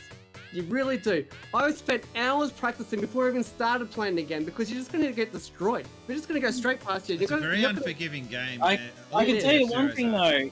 I was popular for a couple of days because of F-Zero GX because I had the action replay cheat device when I was little. So I was able to I'm mysteriously popular because I was able to unlock the arcade cars for that game that you couldn't unlock any other way. I mean, that would have been great, but I didn't have an action replay. I actually don't even have an action replay now. I got a question. I got a question on top of that question. Oh, okay. F-Zero or Wipeout? Oh man, are you kidding me? Okay, wait, does Chunty play Wipeout? Because he hasn't said anything yet. Let's give him some time to shine. You know, let's give him a chance here. I've played Wipeout. I know what Rich Wipeout coming is. from you, man. Wipeout, that's I've the game played with the big F-Zero. bouncy balls, right? I have to ask though, is Captain Falcon a bounty hunter? Oh man, he should be if he's not. Really? I mean, I have read the comment, so I can't actually remember. I'm pretty. I don't know if he is. I know they play. I want a driver like, you know, the driver games. I want a game like that, but F-Zero with Captain Falcon. I I want know that. you're into it, and you get the weapons from An Wipeout too. RPG Like, featuring Captain. you know, Yeah, and you go around punching up dudes like Yakuza. Like, that'd be sweet. it's not a bad idea. Moyamoto says they don't want to bring out a new F-Zero because they can't find anything new to do. Even though they bring out He's a renowned bounty hunter, yes. So you need Vin okay, Diesel to voice Captain Falcon for that game. There's narrative there to work on a new game with. Yet, if they can't find anything else to do with it, why is there a Mario Kart 8? You know? Why not hand it off to a young group of developers that actually care about the series? That would make something excellent out of it.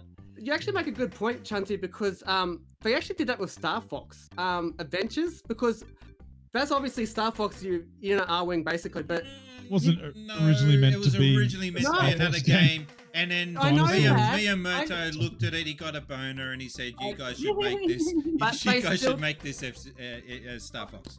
I know that, but they still did it, and I bought it at Christmas time because my son loves Star Fox, and I brought it. And I've never played it before Christmas last year in 2021, Christmas 2021, and I actually really dug the game. And I actually was like, even though we're not really in R-Wings and we're not even playing as Fox McCloud for parts of the game, for the first part of the game, it was actually pretty good. I liked the music. I think it was by David Wise, by the way. Great music in the game. And I actually was like... He did the music for that. Okay. Yeah, I'm pretty sure because I've been downloading the music and I'm 99.9% sure he did at least some. I don't know if he did the whole soundtrack, but he definitely did some tracks in the game. The ones that I like, the tracks in that game that I like, he actually did. So whether he did the whole soundtrack, well, I guess he did more than likely. I'm not 100% sure, but yeah, he did the soundtrack. But the ones that I like anyway, the songs that I like. Okay. The songs that you like, that's good. You didn't answer my question though before in the question. What'd you say? What'd you ask? I forgot. Wipeout or F-Zero? Wipeout. I'll have to go Wipeout. Okay. It's like Mario Kart, but in the future. Yeah. I'm gonna say I love that description. Mario Kart, but in the future with. You know what else is like Mario? Actually, no, that doesn't work because this series came out before Mario Kart. I was gonna say F-Zero, but F-Zero is Mario Kart of the future, even though it came out before Mario Kart. Well, Mario Kart 8's got the anti-gravity. But with F-Zero, I do like it more than Wipeout, but it didn't. But it took me a little bit to actually get into F-Zero. It wasn't until I played the Super Nintendo one of all things, and I was just like, oh, this is. I gotta get the thumb twiddling in. Oh, this is awesome. Why couldn't the 3D game be like this? The problem with F-Zero is which is why Nintendo probably don't make it. It's not really that pick up and play compared to the rest. No, it's not. Compared to the rest of the Nintendo franchises, flagship ones, say Zelda is probably like borderline as well, but like Mario, pick up and play. Kirby, pick up and play. Pokemon, pick up. F-Zero, you can't just pick up and play it. You've really got to invest time in it. Game. Yeah, it's a bit more punishing. It is. I mean, like if you love hard games, but I guess that says like that's why people buy Mario Party games so much because they're great games. For pick up and play for fun, you don't have to really learn too much about it. F-Zero, you really got to put in the time and the effort. And if you haven't got the hardcore fan base there, which people say they're not hardcore fans when you're on Nintendo consoles or whatever, even though like some of us are there, of course they are. But more hardcore players, I hate using that term. I really do hate using it. That's why I put it in quotations. But they go to the Sonys or the Xbox, and they're probably not there to give F-Zero a chance because there's a lot of casuals on those systems, apparently. I remember But also, going to Wipeout quickly, I remember the first time I played it when the PlayStation first launched, I played the demo of it. The first thing I did was like, oh, this is awesome, loaded up my car, and the first thing I did was crash. I'm like, I don't want to play this anymore. I'll tell you one thing I did like about the original F-Zero was the fact that each car had different attributes. Like, yes. One car could handle better around corners, but another car was faster, but it just was crap to steer. And they all had nice, pretty colours too. And I really did get a kick out of trying to get a new fast time. It didn't have battery backup, I don't think. Well, but you keep the times. How do they keep the times? It did have it. Okay, so it did have. I remember that if you got a new fast lap record, it would flash. And I used to really love doing that. You couldn't race your Ghost in it though. No, you can do multiplayer. It's very basic. Honestly, they should have done a second one. I think they were thinking about doing it on Super NES with the Super FX chip. It would have been awesome. Yeah. Obviously, they didn't go that way. I think they were probably just stuck with the Mario Kart. They did a Mario Kart was really good for that. When I found out, because I don't think they even showed it in the manual that you could race against your Ghost. And when I found out about that and just trying to improve your lap times, we used to play the Ghost level. Yeah, that's cool. I have this great... Yeah, sorry. No, I was just going to say that we would just play that and shred off an extra 0.2 of a second. Oh. Yeah, it'd just be like so cool. Wouldn't it be awesome to find the arcade machine in the wild? The one that's got like the big replica ship? Don't know whose ship it is, but you get to actually sit down, ride it. Well, that's a good gift for you. Get to sit down, ride it. Speaking of ghost tracks, times and stuff. Hey? You're riding, you feel like that you're awesome because you're riding like the big replica of I'll just say Colonel Falcon's machine. Okay. Anyway. Wait a minute. Yeah, because to kind of take it off track just a little bit with Mario Maker. I wish they had the Ghost in that where you can like get the fastest time and see how they did some of those levels because to actually see them do it. You know what I mean? I don't think they can do that in Mario Maker 2 or 1. We can just like get the fastest time to see how they did it. We've got to burn through these questions. We've got 21 questions to get through. We've only up to number 8 next. So thank you very much, and we got less than an hour. So thank you very much. Do it. Let's get through these questions. Thank you there, Colonel Falcon. Let's move on to Don in the Philippines. What have you got for us, Don? Thank you so much for having me. It's me, Don.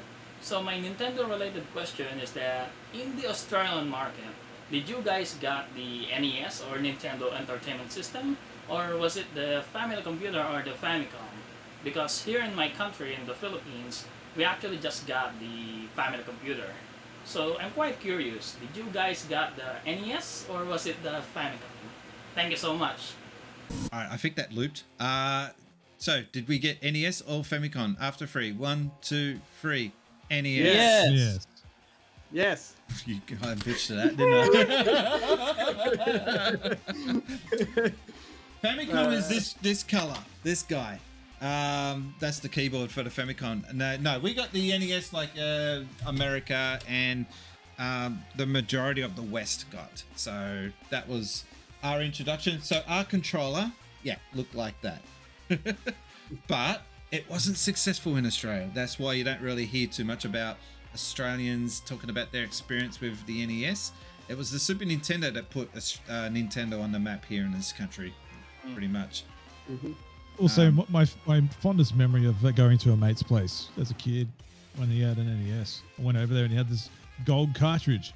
I was like, oh, what is that shiny, pretty thing? And it was a Zelda game. Shiny! I was like, oh, that's cool. Even to this day, when I see someone have that on display or they hold it up like they found it somewhere, I'm like, I want one.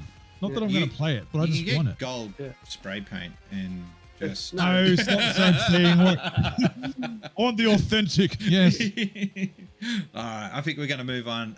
But yeah, to answer your question, we got the NES. I've got one up there somewhere in its box. But I never grew up with it, and a lot of us didn't really grow up with it. But there are some that follow me that did say that Nintendo was in their life, not Sega. So there was some of us.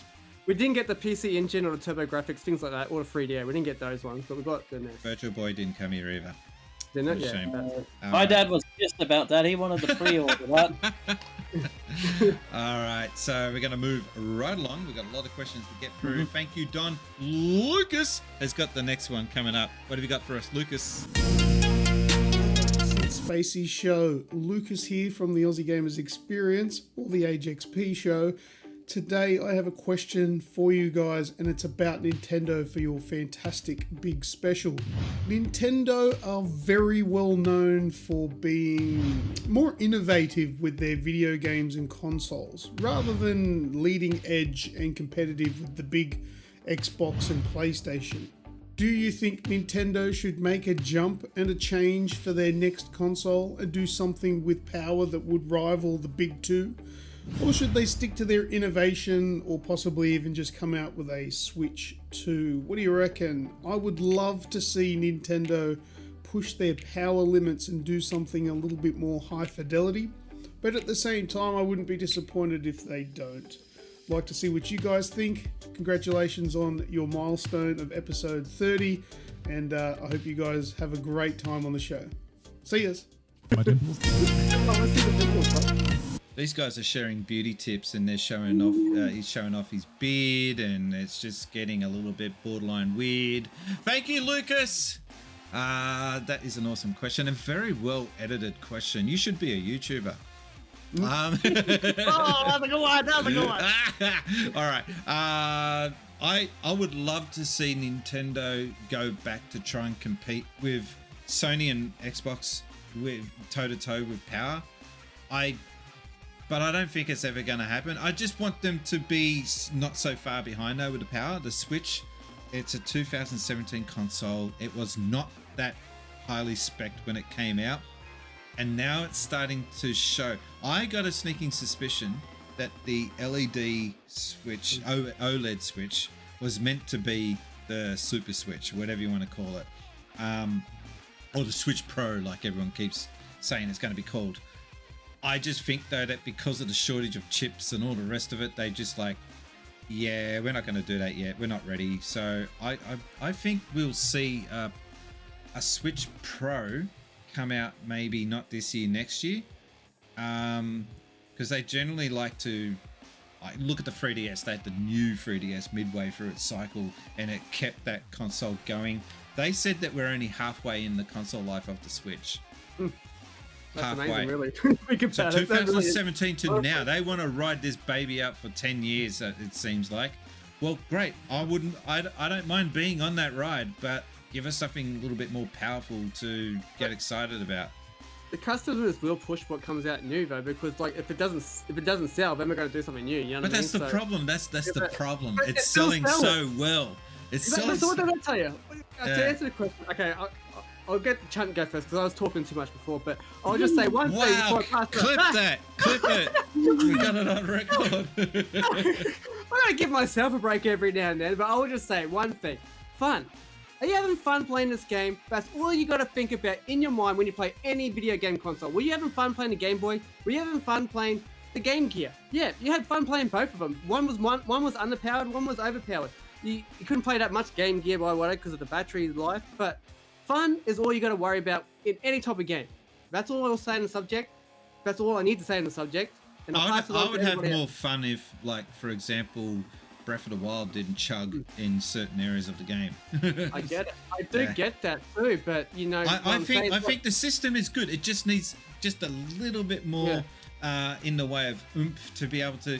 Because you've got so many developers wanting to put their titles out on the Switch because it's a license for money, but they just can't because the games that they're putting out on the other consoles are just not able to come over to the Switch. Breath of the Wild, that was supposed to be for the Wii U as well, wasn't it? It wasn't supposed to be portable. And it was meant to be a 2-screen game. And that would have been like even more underpowered. Like it would have looked even more like it does look like you're right. It does look choppy at parts. I mean, no, the Wii U actually loads faster. Does it? Well, okay. But graphically, like internals, like is it got a better process? You know what I mean? Like it must be some sort of. There's really not much difference between the Wii U and the Switch, like as far as power goes. It's just that the Switch you can take with you. The Wii U, you were chained to the screen, and even then it was janky because sometimes it would lose connection. What? Remember that sound when it would disconnect? Ding, ding, ding, ding. Oh, Ding, ding, ding. nightmares, Come on, you nightmares. stupid thing. I want to get a beer in the background. I want to go get a beer. I can't take my Switch, my Wii U with me. It switches me off. Come on, man. Uncle Chunt. Well, yeah, I think the answer lies in what Nintendo's IPs are and the art styles that are required to suitably display those IPs. Like if you look at Mario, you don't need photorealism. I don't need to see the pores of Mario's face and his nose hairs. Like I don't need to, you know. And like Link, I don't need to see like the threads on his shirt or the scratch marks on his sword. Like I don't need to see that. Metroid could probably lend really well to photorealism, but again, you don't need that. You don't want to see Samus realistic. No, you don't really see her much anyway. But I know. You know, I watched some Metroid Prime footage recently, and I was pretty impressed with what they managed to do with that, given them GameCube specs, right? But Nintendo's IPs, you don't require such massive overheads of power. Like you're not trying to do Gears of War, you're not trying to do God of War, you're not trying to do like Horizon Zero Dawn, you're not XYZ. Like I look at their IP catalog and go, what can we get away with? You know, and the Switch was that. Like you said, the Switch was anemic at launch. Like the hardware is anemic, and it's really showing, like you said. But the Nintendo IPs have gotten around it so very well because of the way their IPs dictate what the visual style is and what power is required. So we're never going to get like an Xbox Series X level Nintendo console, like just for current examples, because they don't need it. And the next Switch is going to be a severe upgrade. It's probably going to be what, I don't know, Xbox One, PS4 level power, and you can see what those consoles managed to put out. I think Nintendo are doing it their way, and they get away with it positively and negatively, but they're masterfully at doing what they do with such basic hardware behind like a generation or two behind the others. But I don't think we need it, and I'm fine with that. Like Pokemon Legends could do with a bit more grunt, but I don't think that's the Switch's problem. I think it's Game Freak's ability to have optimized that engine for the console, right? Because you look at other games that are on the Switch that are pretty impressive, and then you look at that, and you're like, well, that other game was doing a lot more impressive visuals than this. And you know, at some point, if you can get Doom Eternal to run or Doom 2016 to run on a Switch, Pokemon Legends shouldn't have the problem, you know. But yeah, I don't think we need it going forward. I'm totally fine with that, man. Mario Odyssey is a beautiful game. Skyward Sword is a Wii game, and it looks friggin' beautiful because of its art style on the Switch. It's all down to the visual interpretation of the game, and that's where my point lies. I would like just a little bit more power, just a little bit. Dig in a little bit. Yeah. If everything was 60 frames a second, that'd be great. Yes. Yeah. Emerald Rangers. Or Retrokaiser. Sorry. The same answer as Chunt, only no way near as well worded.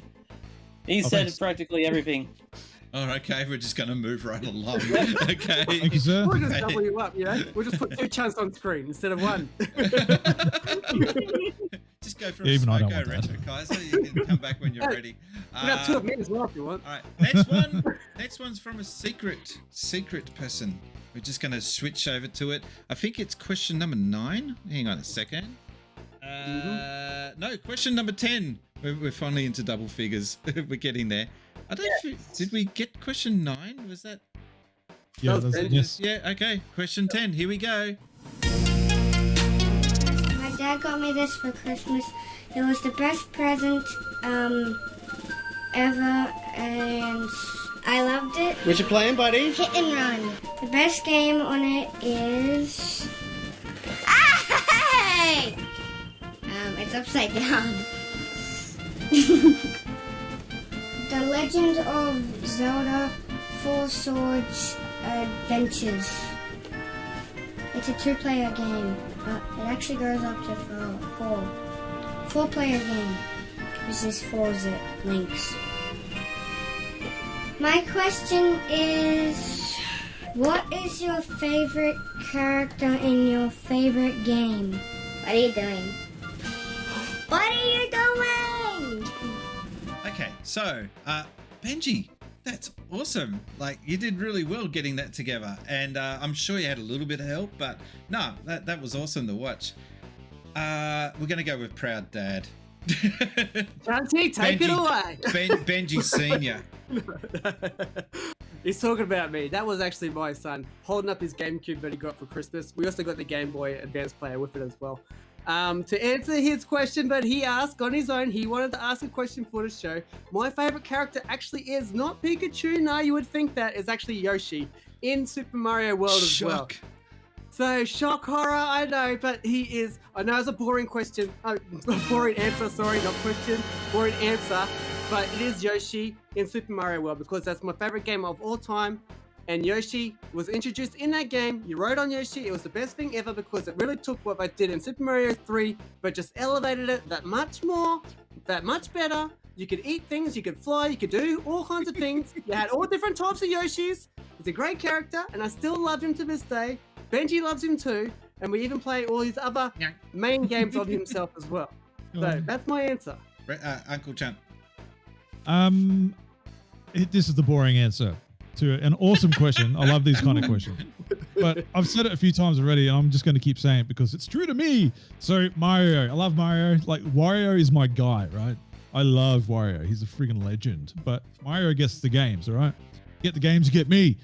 But my favorite Nintendo game of all time is Super Mario 3D World plus Bowser's Fury. I loved that. I played it so much. I couldn't put it down. Like I said, I had to get the amiibos for it. And the giant cat Mario is my favorite thing when he goes all Super Saiyan and stuff. I think that's just epic as hell. Like, I love that. When you get like giant cat Mario versus giant Bowser, it's like, yes, give me more. So yeah, I want a sequel to that, please, and thank you. Do you ever use the snap button for that and take the photos and do all artistic stuff with that and play around with it? I don't do anything with them, but I do take screenshots, yes. Yeah, but you know, the Nintendo one, the camera, you can actually like, you take a screenshot and you can actually like do like a 3D zoom and all kinds of stuff with it. Oh, wow. I haven't got that in depth. No, I was too busy playing the game. That's right. Oh, shots fired. Well, I tell you something. It's a lot more fun than you would think. Believe me, I believe you. Yes. I thought the same thing because Benji was doing it because obviously he loves that game and he was doing it. Like, why are you taking photos? This is so boring. But you take a photo, you can go in, you can zoom around, you can put stamps in. It makes it look a lot better than when you actually took the original photo of, and you can do all kinds of things with it. Makes it a lot more fun game over a fun game that already was in the first place. Next, nice. Retrokaiser. Well, Benji, that is a very excellent question, and well, it's not Mario. I'm sorry, Uncle Chunt, but Mario is boring. Mario is a very boring. I think his internet cut out. Can you just mute him now? Mute him. But no, there's a character much better, and that is Wario. He's bigger than him. He's stronger than him. He's more interesting than him. He has his own series of micro games with WarioWare. He's more awesome than Mario. His adventures are so much better than Mario's, and most importantly, he's just Wario. He's awesome. I agree with all of your points. Everybody loves Mario. It's amazing, isn't it? Except Mario has the better games. It's just oh.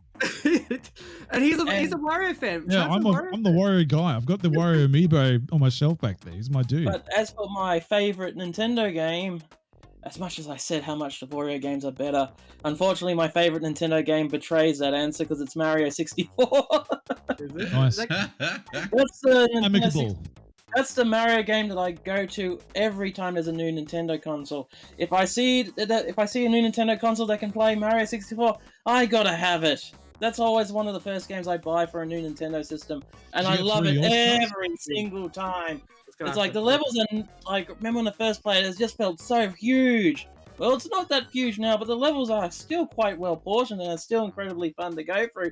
It never gets old releasing the chain chop from his chain. It never gets old throwing Bowser into the bombs. It never gets old doing all the other stuff, all the boring levels I don't typically play. But it never gets old. It's awesome. Do you get 3D All-Stars? Did I get 3D All-Stars? Yeah. The Switch. Yes. Don't get it. Just tell us if you got it. Yes or no answer. Yes, I've got it. All right. I pre-ordered that. We've got 40 minutes. We've got 1,000 questions to get through. Benji, thank you very much for that question.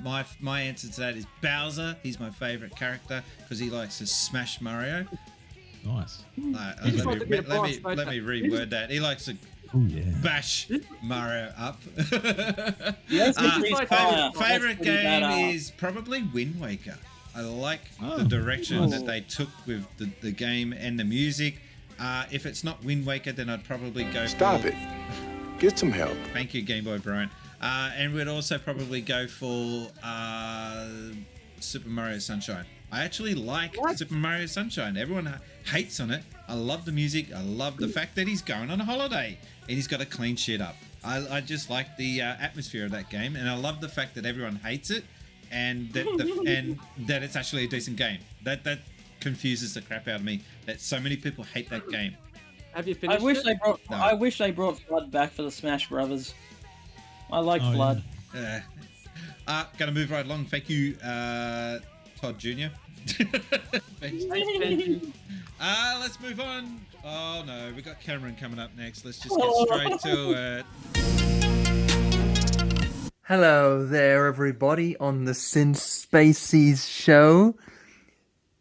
I would like to ask a Nintendo-related question, and that is, why is Donkey Kong 64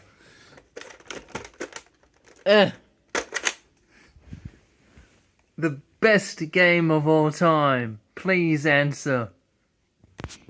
Alright, so yeah, what do you think of that one? 3, 2, 1. No, it's not the best game of all time, so yeah, next. Okay, does it have any good points? It's got the DK wrap. Alright, but it's not, may not be a cartridge is yellow. The cartridge is yellow. Too much water. Donkey Kong 64, an attempt was made. Okay. All right. Next question. Sorry, Cameron. We don't agree with you.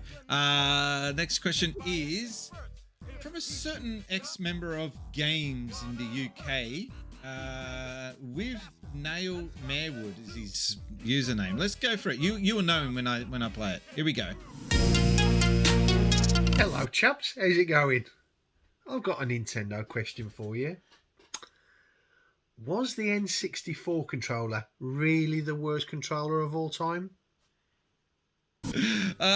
Again, 3, 2, 1. Is it the worst of all time? No. Yes. Yes. All right. I knew you were Uncle going to say Chunt. yes.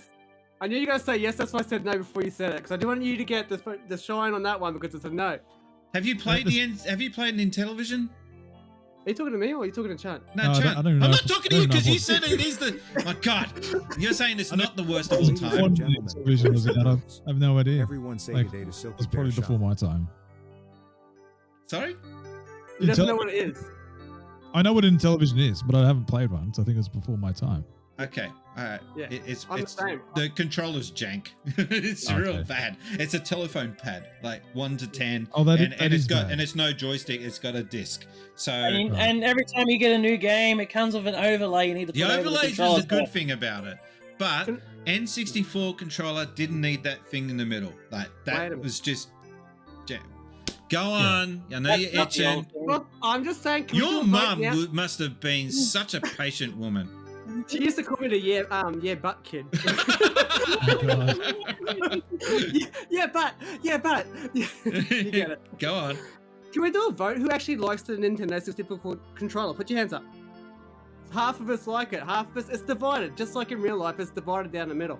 What? Half the Alright. people like just like the analog stick. It's right there in the middle. Everyone's divided on the controller itself as well because I think it's they were actually- just trying to be, quirky and edgy with that controller, and it didn't need 2 ways to hold it. It just needed I to. get that. No, but it did revolutionize something for gaming. It had the trigger on the back of the controller, which was so comfortable to play with. And the analog stick itself. Yep. Don't forget. But I actually Although- like playing Mario Kart. It's good playing Mario Kart. It does feel. I know what you're saying because you can. If you play a fighting game, you got to change your hands. If you play a racing game, you put your hand in the middle. I actually find it comfortable. I don't know why. I find it personally find it comfortable. But that's just my opinion. I know You my need 3 opinion hands to doesn't go use it. Let's move on to the next question. Thank you. We're just burning through these questions because we've got about a half an hour left. Tusasi, I'm sure that's not how you say his name, but he's got a question for us. Thank you very much. YouTubers from down under in the nether naughty bits of the planet, Susasi from Geeks by the Creek here, and my question pertains to the recent acquisitions by Microsoft and Sony as they're buying up these third-party development houses. Now, Nintendo has done a better job with the Switch, but historically, they have had a difficult time getting, at least the last several generations, getting third-party titles, AAA titles, on their systems day and date in a timely manner and optimized in any sort of competent fashion.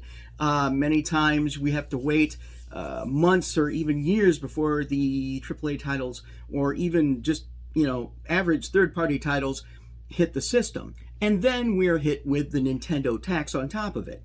So given that there are more of these acquisitions coming up this year, it's already been kind of hinted and out there that that's going to happen, and that the third-party scene is kind of getting consolidated. How do you believe this is going to affect Nintendo's ability to get compelling third-party content on their systems in a timely manner, optimized and ready to go without the Nintendo tax? I'd love to hear your thoughts. Wow, that's a fantastic question. Nintendo, ever since, okay, you got to look at Nintendo's history to answer this. You look at back in the 80s where they had a product that was selling gangbusters, so they were real bastards back in the 80s and just basically locked people into deals where they weren't allowed to make games for other consoles. Then in the 90s, game devs just saw an opportunity to do a two-finger salute to Nintendo, and they left Nintendo in droves. And then that hurt the Nintendo 64 library. The Nintendo 64 library is a huge testament to how bad Nintendo treated third-party people back then. And GameCube was their attempt to sort of come back around. Hey, no, we forgive you. Don't worry, we're not the same anymore. Those guys aren't here anymore. It's okay. We can change now. So now we're sort of going back to Nintendo still groveling to try and get as many people on board to make games for them. But Nintendo have the new issue of Microsoft and Sony owning half of the damn opposition. So I don't know. I don't think it's going to really affect them, but I mean, they're still going to make their own first-party games, but they obviously need developers to make even their own titles. So I don't know. What have you guys got to say on this? Uncle Chunt. I'll jump in. I'll jump in to get out of the way. So I don't think this is going to affect them at all because they don't even get most of the third-party stuff as it is, and the stuff that they do get is like Japanese exclusives, RPGs, not graphically intensive games. If the Switch is the best-selling Nintendo console of all time, without most of the majority of the third-party support that Xbox and PlayStation share in, they're going to be fine. And these mergers that are happening, all that's going to do is open up the well of ways of multiple plethora of doors for all these other smaller developer companies to rise up and take the power vacuum that's going to happen, right? So Sony and Microsoft are going to have these big companies, and there's all these gaps left for all these other companies to take in, like these other developer studios to rise up and take those spots. I think it's going to benefit everybody. I think it's a good thing. A lot of people are crying the doom of all things because of all these things that's going on, but I don't see it that way. I think it's a good thing, not only for those who got acquired because they are secure or have the freedom now to do more things than what works, just constantly pumping out sequels. They can actually do something new, and there's all these other studios that can take those spots. So yeah, we'll be fine. Yeah, I don't think Nintendo's got anything to worry about. In fact, I probably think that they'll still get the licensing, even if some of these companies are owned by Sony and Microsoft. They probably just won't get the first-party stuff done by Microsoft or Sony. Isn't Stubbs the Zombie on Nintendo Switch now, and that was a Microsoft game? Yeah. So yeah, my point exactly. They got nothing to worry about. It just probably means I probably feel a bit bitter paying Microsoft or Sony for some slight licensing. Well, Microsoft, they still like money, right? I mean, Minecraft's on all platforms, isn't it? You know what I'm saying? So it's on the Vita. I get they'll probably hold back some stuff, but honestly, if they like money, if they really want to get their product out to as many people as possible, is my view on it anyway. Because it's good to have exclusives on your system too. Nintendo obviously got many of them. Sony got them. Xbox got them. But I don't know. I think Microsoft and Nintendo, they got a good. Do they have a good thing now anyway? Because they are, like I said, they are cross-platform with the Minecraft. I think you can actually play your Switch on your Microsoft. You can bring it over. Yeah. So. I don't know. I don't think will affect them that much. And aside from that, they have got such a strong first party in the first place to get people in the door in the first place. So you're always gonna have a good install base with Nintendo products, I think. Anyway. You see that serious face? That's me looking at the time, and we're trying to get through these questions. So thank you very much. We'll move right along. Gamermate Jay's in the chat. He's going to be the next person in the Nin10fest. So. Looking forward to sending you guys over to his channel. It's going to be more energetic. I don't do energetic. Let's have a look at Wacko Jacko. And this is another one from a car. I love these questions from cars. Here we go. Spacies Show, Toad here.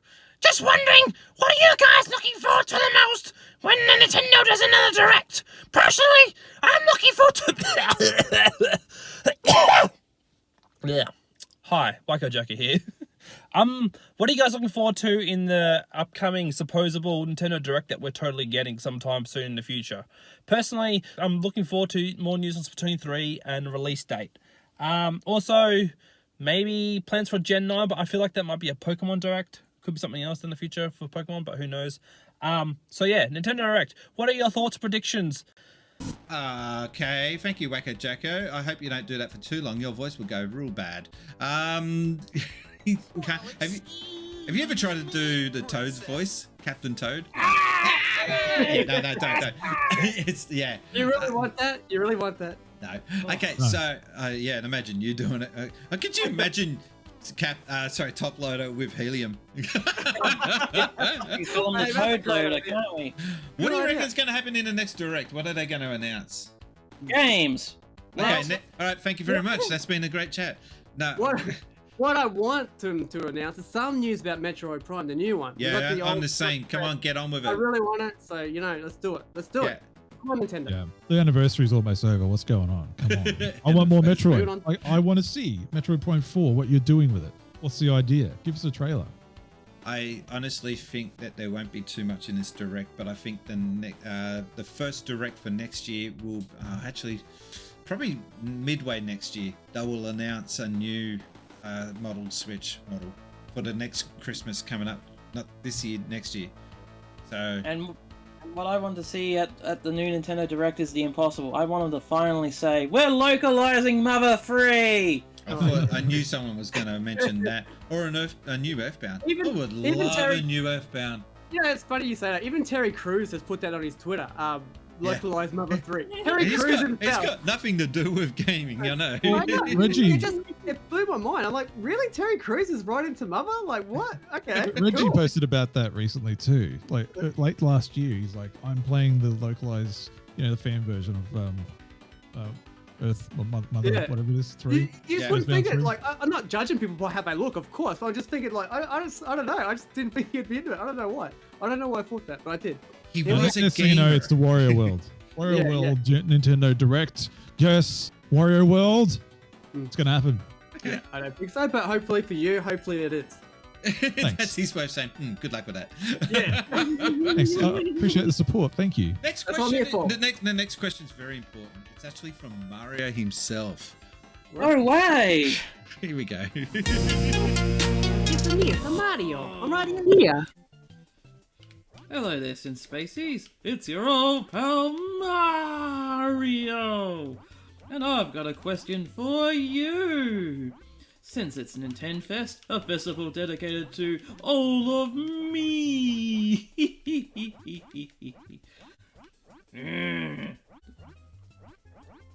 I might as well throw in a question for you. Since you used to work for Sega, Spacies, how did you feel when... Choking on my own words here. How did you feel when you finally saw Sega products on a Nintendo console? I betcha it felt terrible, which made me feel good.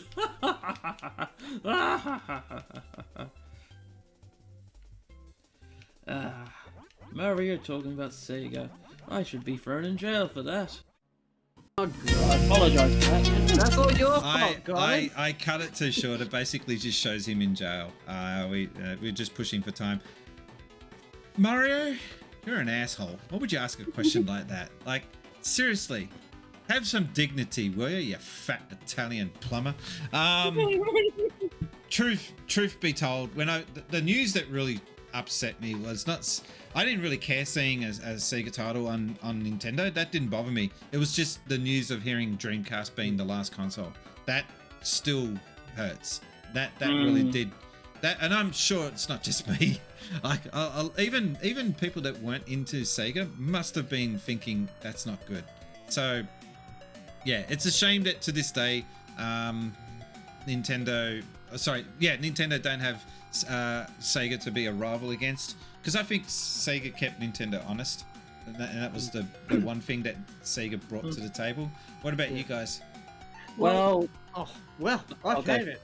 Well, all I was going to say was, kind of like Spacies, I actually went through the 3 stages of grief, which is shocked, sad, and then happy. But then I made a 4th stage of grief where I was shocked again. Then I saw the games that were coming out for it. Well, actually on the consoles, because the handheld was alright, because we got Sonic the Hedgehog platforming on a Nintendo handheld. That was pretty shocking, pretty exciting, and I really liked that. But some of the games that came out in the consoles, you know, they weren't mind-blowing. I liked them. I did play them. I did buy them. But that was part of my going through the grief, of the shocked, to the sad, to the happy, to the shocked again. Because I was very shocked when I played some of those games that were coming out, because I wasn't blown away by many of them. But I was glad to see that Sega was still making games at the very least from the failure of the Dreamcast, which was very sad for all of us, but I was still glad that they were still making games at the very least. That's kind of what I was thinking too. Like, I wasn't sad seeing a Sega logo on GameCube. I was just sad that it wasn't on a Sega console. That's my only and they did make F-Zero GX. I was walking. Well, the first time I saw it, I was walking around in a Kmart. I was just browsing the GameCube section. It's like, oh, cool GameCube games. And the first game I saw was Sonic Mega Collection for it. And the first thing I did is I actually broke down into tears. I actually broke down into tears and cried. I'm like, we lost the war. Uncle Chunt.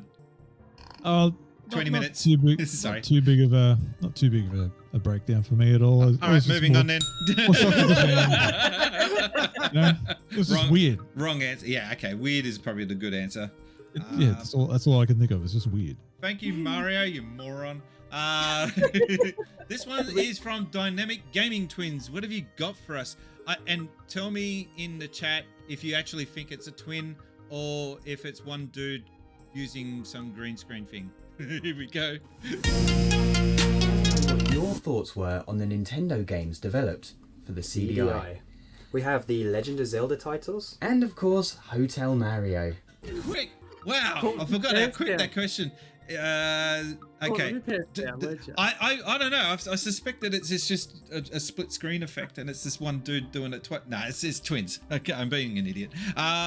So his question, I didn't even get time to ask the question. CDI. The CDI one. I so fast, I didn't know what it was. Yeah, what are your thoughts on the Nintendo games being developed for the CDI? Weird. Yeah, shitty. It's weird. But I will say I would like to see what they're going to do with that Wacky Worlds, that Super Mario Wacky Worlds that they cancelled, because it looked like Super Mario World put into like not real life backgrounds, but based on like the pyramids or whatever, something that's more real. You know? I saw that footage. That was potentially good. You know, strange. Wait just a second. You know what's really strange? In the Super Mario Odyssey game, if you watch the trailer, they say wacky worlds, and you go into places like a city that looks like a city. You know what I mean? It's like, did they use that wacky worlds there because of that game that got cancelled? I don't know. It just felt weird that they used that term wacky worlds in the Super Mario Odyssey game that was based on landmarks like a city, things like that as well. Like, you know, Yeah, maybe it was a nod. Wacky Worlds. It could have been the version of not a Mario's common missing that. Yeah, it's true. But Yeah. still, I don't know. Could have been the version of Mario's missing that we actually needed, as opposed to what we actually. No one needs that. I'm glad No you one stayed needs missing. that. No. But Alright. before we move on, I just have to say it. My boy! I know what he's referring to. Well, we My don't. boy. It's in one of those, Philip. It's the poorly animated. Oh. Yeah, it's from the Zelda game. Zelda for King, that the system. king. He calls Link my boy. We're going to shorten this down. We've got 1, 2, 3 questions to go. Ben Magnet is up next. Thank you, Dynamic Gaming Twins, for that one. Ben, I'm just going to pick. He's got 3. I'm only going to play one of them. I'm trying to think of. All right, Oh, I'm going to play question the variant. 19. 19? Do the variant one. The variant. Is that the Yeah, variant one? 19. That was the one I was picking. Shut up, Tom. See, But yeah, I know. I'm still recording with my arm, so it's probably a little shaky. I apologize. But my question for you this time is, do you have 2 copies of the same game that you're not going to get rid of whatsoever? For example, I have my original PlayStation 2 copy of Final Fantasy 12. It was the collector's edition. I got it at a GameStop. It was just there. I'm like, ooh, it was my, also, fun fact, it was my first Steelbook. And I also have, of course, the Steelbook edition for Final Fantasy 12 Zodiac Age for the PlayStation 4. Now, even though I don't need the PS2 version anymore, I'm still holding on to it because this one also has a collectible DVD inside that has all the history of Final Fantasy up till that point. So, to reiterate, what game or games do you have that you have doubles of, but you're not going to get rid of no matter what? Anyways, have a good one, bud. Cheers. I turned up an hour before. Yeah, We're fighting amongst each other while that question's being played out because we're really strapped for time, and they're all blaming me. And it's like, yeah, okay, it's my fault. But it's your fault too that you're in daylight saving. Confusing everything. Not in daylight saving, I should say. Anyway, moving right along. Who's got multiple copies of games? I've got is it Midnight Matt? No. What's that one on Xbox? Is it Nintendo related? No, but it's the only one I can answer with this because I don't have any. Oh no, I do have a duplicate on Nintendo. I'll keep it Nintendo based. Wind Waker. I've got the American version and I've also got the Power version. Okay, next. I was gonna say, surely with all them Japanese ones, you'd have plenty around. No, Either way, very careful. Either way, I've got multiple copies because I collect sealed games. So I've got 2 copies of just about every game that I love. I got 2 copies of Link to the Past. I got 2 copies of many other games that aren't Nintendo as well. So I know we're strapped for time, but yes, to answer your question, I love getting multiple copies, 1 to play, 1 to keep. I like to look at some things, and I like to play, obviously, the games as well. So I get 1 to play and 1 to look nice, like me, to look nice. Cameron is just saying in the comments. Cameron, by the way, you're being a bit of a tit in the comments. Just saying. He's saying that I tried to buy Wind Waker from Spacies and he didn't let me. I don't sell. What's this sell? I don't understand. I don't sell anything. Uncle Chunt, any duplicates? Sonic Nintendo. Mania. Yeah, Sonic Mania on the Switch. Okay. I bought that for the Switch because I was waiting for my Xbox copy. So eventually got the Xbox copy and the collector's edition with the statue and stuff. But I really wanted to play it.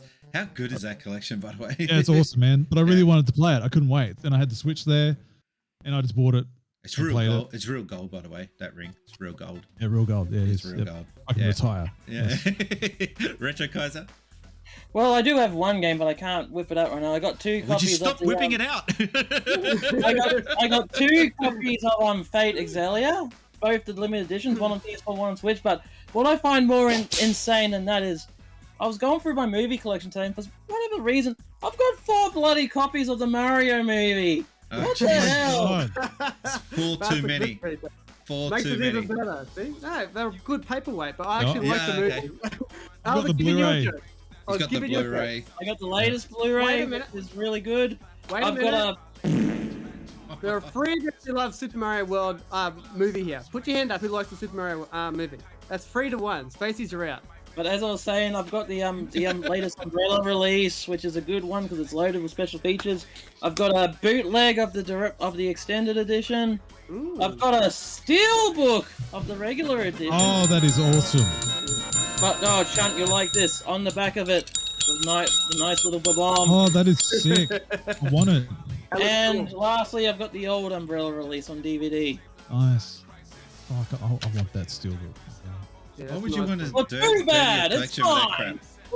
Looks good. I'm not rust. It's a retrospectively awesome film. It is. It actually is. It's a it really shitstorm. That's what it is. Give it another chance. Give it another chance. You got to give it one. I more haven't chance even before. watched it. I refuse to watch Exactly. it. I don't want to watch it. I It's keep a it that way. post-apocalyptic alternative telling of the Mario IP. It is awesome. It's a I want train those wreck. boots. I I'll tell want you the one boots. thing. I'll tell you one thing. They will never make a Mario movie like that ever again. And No, there's no, a good no. reason, you idiot. Spacey, imagine you if know what they your did it problem today. is? You know what your problem is, Spaceys? You don't trust the fungus. Nice. Or me. Maybe You have I'll to watch trust what it I'm just for saying. the memes. What I want to know is why haven't they done a Link Zelda movie and give Link the Mario a voice. movie. Or give Do you know, Link a I voice. Do you know what I think it's really weird with the Super Mario movie though? They've got Lance Henriksen as the king right at the end. It's like as a cameo. It's like, why not use him more? Like I know it's probably a funny cameo, whatever, but Well, I don't know. That Mario movie is the reason why we don't have any other Nintendo IP movies. I totally agree with you, and I legit think that is 100% why a lot of movies got boycotted or dropped or cancelled was because of how poorly that movie was received. So Hollywood people were like, don't touch video games. No, we don't want to go down that path. And They did bring out Street Fighter in '94 though. yeah, but look how that went. That's so bad, it's good. Yeah, I actually legit like watching that because of how bad it is. But You got paid? Quick, change the channel. Yeah, I like that line. change the You've lost your mind. No, you've lost your balls. You lost your balls. Yes. Now, Ben Magnet, thank you very much for that one. He actually gave us 4 questions. I might use those on future episodes of the Since Spacies Show. We got one last question in as a result. Chaser, the ultimate gamer. That's a pretty cool name in itself. Yeah. He has got a question that may cause a big argument and a fight here. I'm legit Got my gloves out. I'm Got thinking my that gloves this out. legit could end in a brawl. Get the bell out, Spaceys. You're gonna need the. Hello, Since Spacey and the other fine gentlemen in this video. Well, stream actually. Hope you guys are doing well. But I got a huge question for you. It's a big dilemma, guys. It's a huge, huge dilemma. Okay? Answer this question for me, please. Super Mario Bros. 3 or Super Mario World? What is the better game? This is probably one of the biggest dilemmas of everyone to figure out what is the best Mario game. I can't wait to hear your opinions and your thoughts about which one is better. I think you kind of know what my favorite is. So I can't wait to hear your guys' answers. This is Chaser Ultimate Gamer signing off. And take care. Much love. Keep on gaming. What are you gonna say? I'm gonna say what you're gonna say before you There's even one say it. thing about having a show with the top loader on as a guest. He never shuts up, even in between the questions when everyone's just having a bit of a chill time, waiting for the next question to be finished. He just keeps going on and on and on. I've been And good now today. you shut up. Oh wow. I've been good today. I've been good. I've been keeping it down for you guys. I don't want to like take over any of your talking, so I'll just keep myself to myself. In his I keep it defense, myself to myself. I keep it myself to myself. in his defense, yes, he has been good. Yes. Okay. And Scooter, who's actually the one that was asking that question, is in the chat. Thank you very much for that one. Why do you not go by your name in Twitch? That's confusing. Why would you not? I just finished saying that's an awesome name, but yet you go by Scooter. That sounds strange. Is that like Scooter McGavin from From Happy Gilmore. Happy Gilmore? Okay. Shoot him All again. right. Shush. Shoot him Shush. again, Shush. that's it. All right. Oh. Shush. All those who think Super Mario Bros. 3 is the better of the two, raise your hand. All those who think Super Mario World is the better of the two, raise your hand. I didn't think you would go that direction. Tag team, guys, let's go. Now, Top Loader, I seriously thought you were going to go defending Super Mario 3. So. No, well, Super Mario World is my favorite game of all time, so I can't go against the grain there because it really is. It's got Yoshi, it's got my favorite character in it. It's really what brought me to the Super Nintendo. That and F-Zero, like I said before, Mario 3 was groundbreaking. It was such a good game. But Super Mario World just took everything that was good about that and made it that much better. You got the overworld theme that is actually probably the best overworld hub in any game that I can actually remember. Here. And it's got great music. So Super Mario World is 100% the definitive answer. There is no Super Mario 3 in this question because there is only one answer to this question. That should only be what is the best game of all time, and that is Super Mario World. Super Mario 3 was in the question. That's factually incorrect, Tom. Yes, well, in my mind, I took it out. In my mind, I took it out of the question because there is no question. Only one answer. Emerald Rangers? I'm going to play a cheeky one. I'm going to say Super Mario All-Stars Plus World. At least you get both on the same cartridge. Oh, that's just cheating. That's it, yeah. My Mario 3. Yeah, I hope that fence doesn't hurt your butt when you're sitting on it. That's like using God mode in Doom and saying you beat the game. Come on. Okay, you want a proper answer? Super Mario World. As much as I love Super Mario Bros. 3, I thought Mario World took all that and took it one step beyond. Like, they made the levels larger, you can do more with the game. Granted, not as much power-ups, which were cool and free, but to be fair, a lot of them power-ups in Mario 3 were completely useless anyway, let's face it. The statue one. It's the dumbest power-up in any video game, I think. Yeah. The statue. It's still a head-scratcher to me too, to be honest. It really is, eh? My Mario Brothers 3 is the one that's on All-Stars, how they remade it. So basically, Mario goes hard. That's the... At least he's able to at the age he is, you know. He's an old fella. And I think Mario Brothers 3 has the better levels and the more iconic levels and themes in it. You know what I like? I like how it's set up like a stage play. You know what I mean? Like everything's like a stage play. Yeah. Ends like that. It's cool, but I still. But it wasn't as obvious. It wasn't as obvious as I think he wanted it to be. It's a bit of a shame. And I think he tried to amend that with Paper Mario later on down the track. Show the audience watching the play. That was kind of cool how he tied that in. For me though, Super Mario World, like I said way earlier, when I first saw it being previewed and showed off, I just thought it looked so crap. I thought the graphics would look so goo gaga and just basic. Yep. But that's because you're looking at screenshots, and then when you see the game actually running and how the gameplay feels when you're playing it, that's changed my mind. And that's kind of the point where I realized magazines are no longer going to really do it for gamers moving forward. It's got to be visual. You got to see it in motion. And I just love. I was working at Sega when I bought it. I actually bought the Super Nintendo on my lunch break at Sega. I had chickenpox, so I had 2 weeks off, and I sat there and just did nothing but play Super Mario World and try to beat it. And I full beat it, or the what do you call it?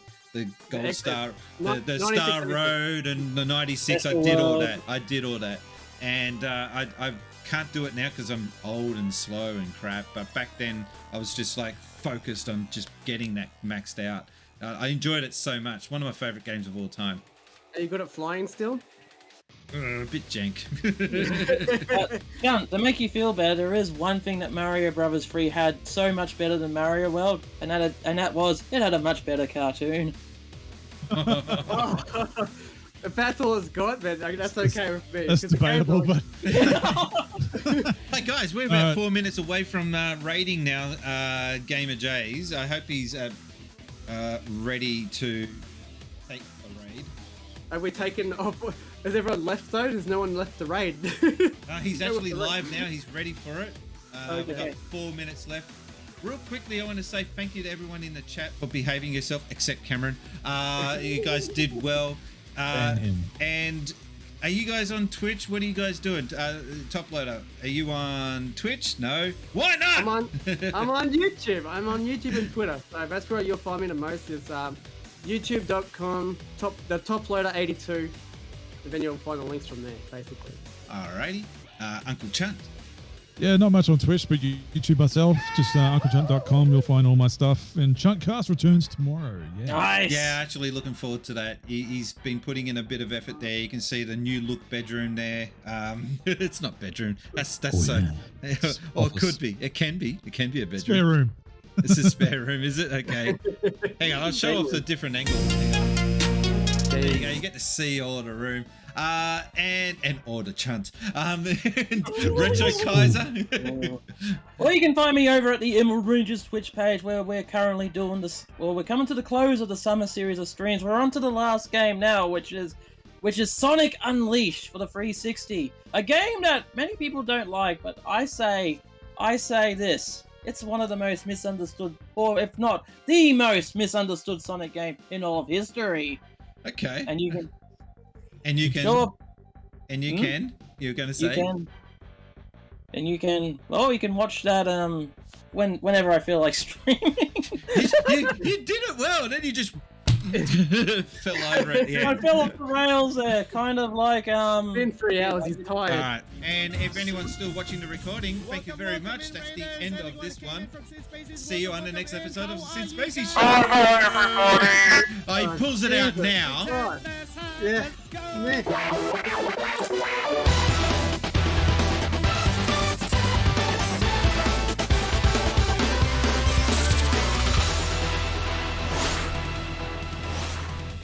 Since Spacies.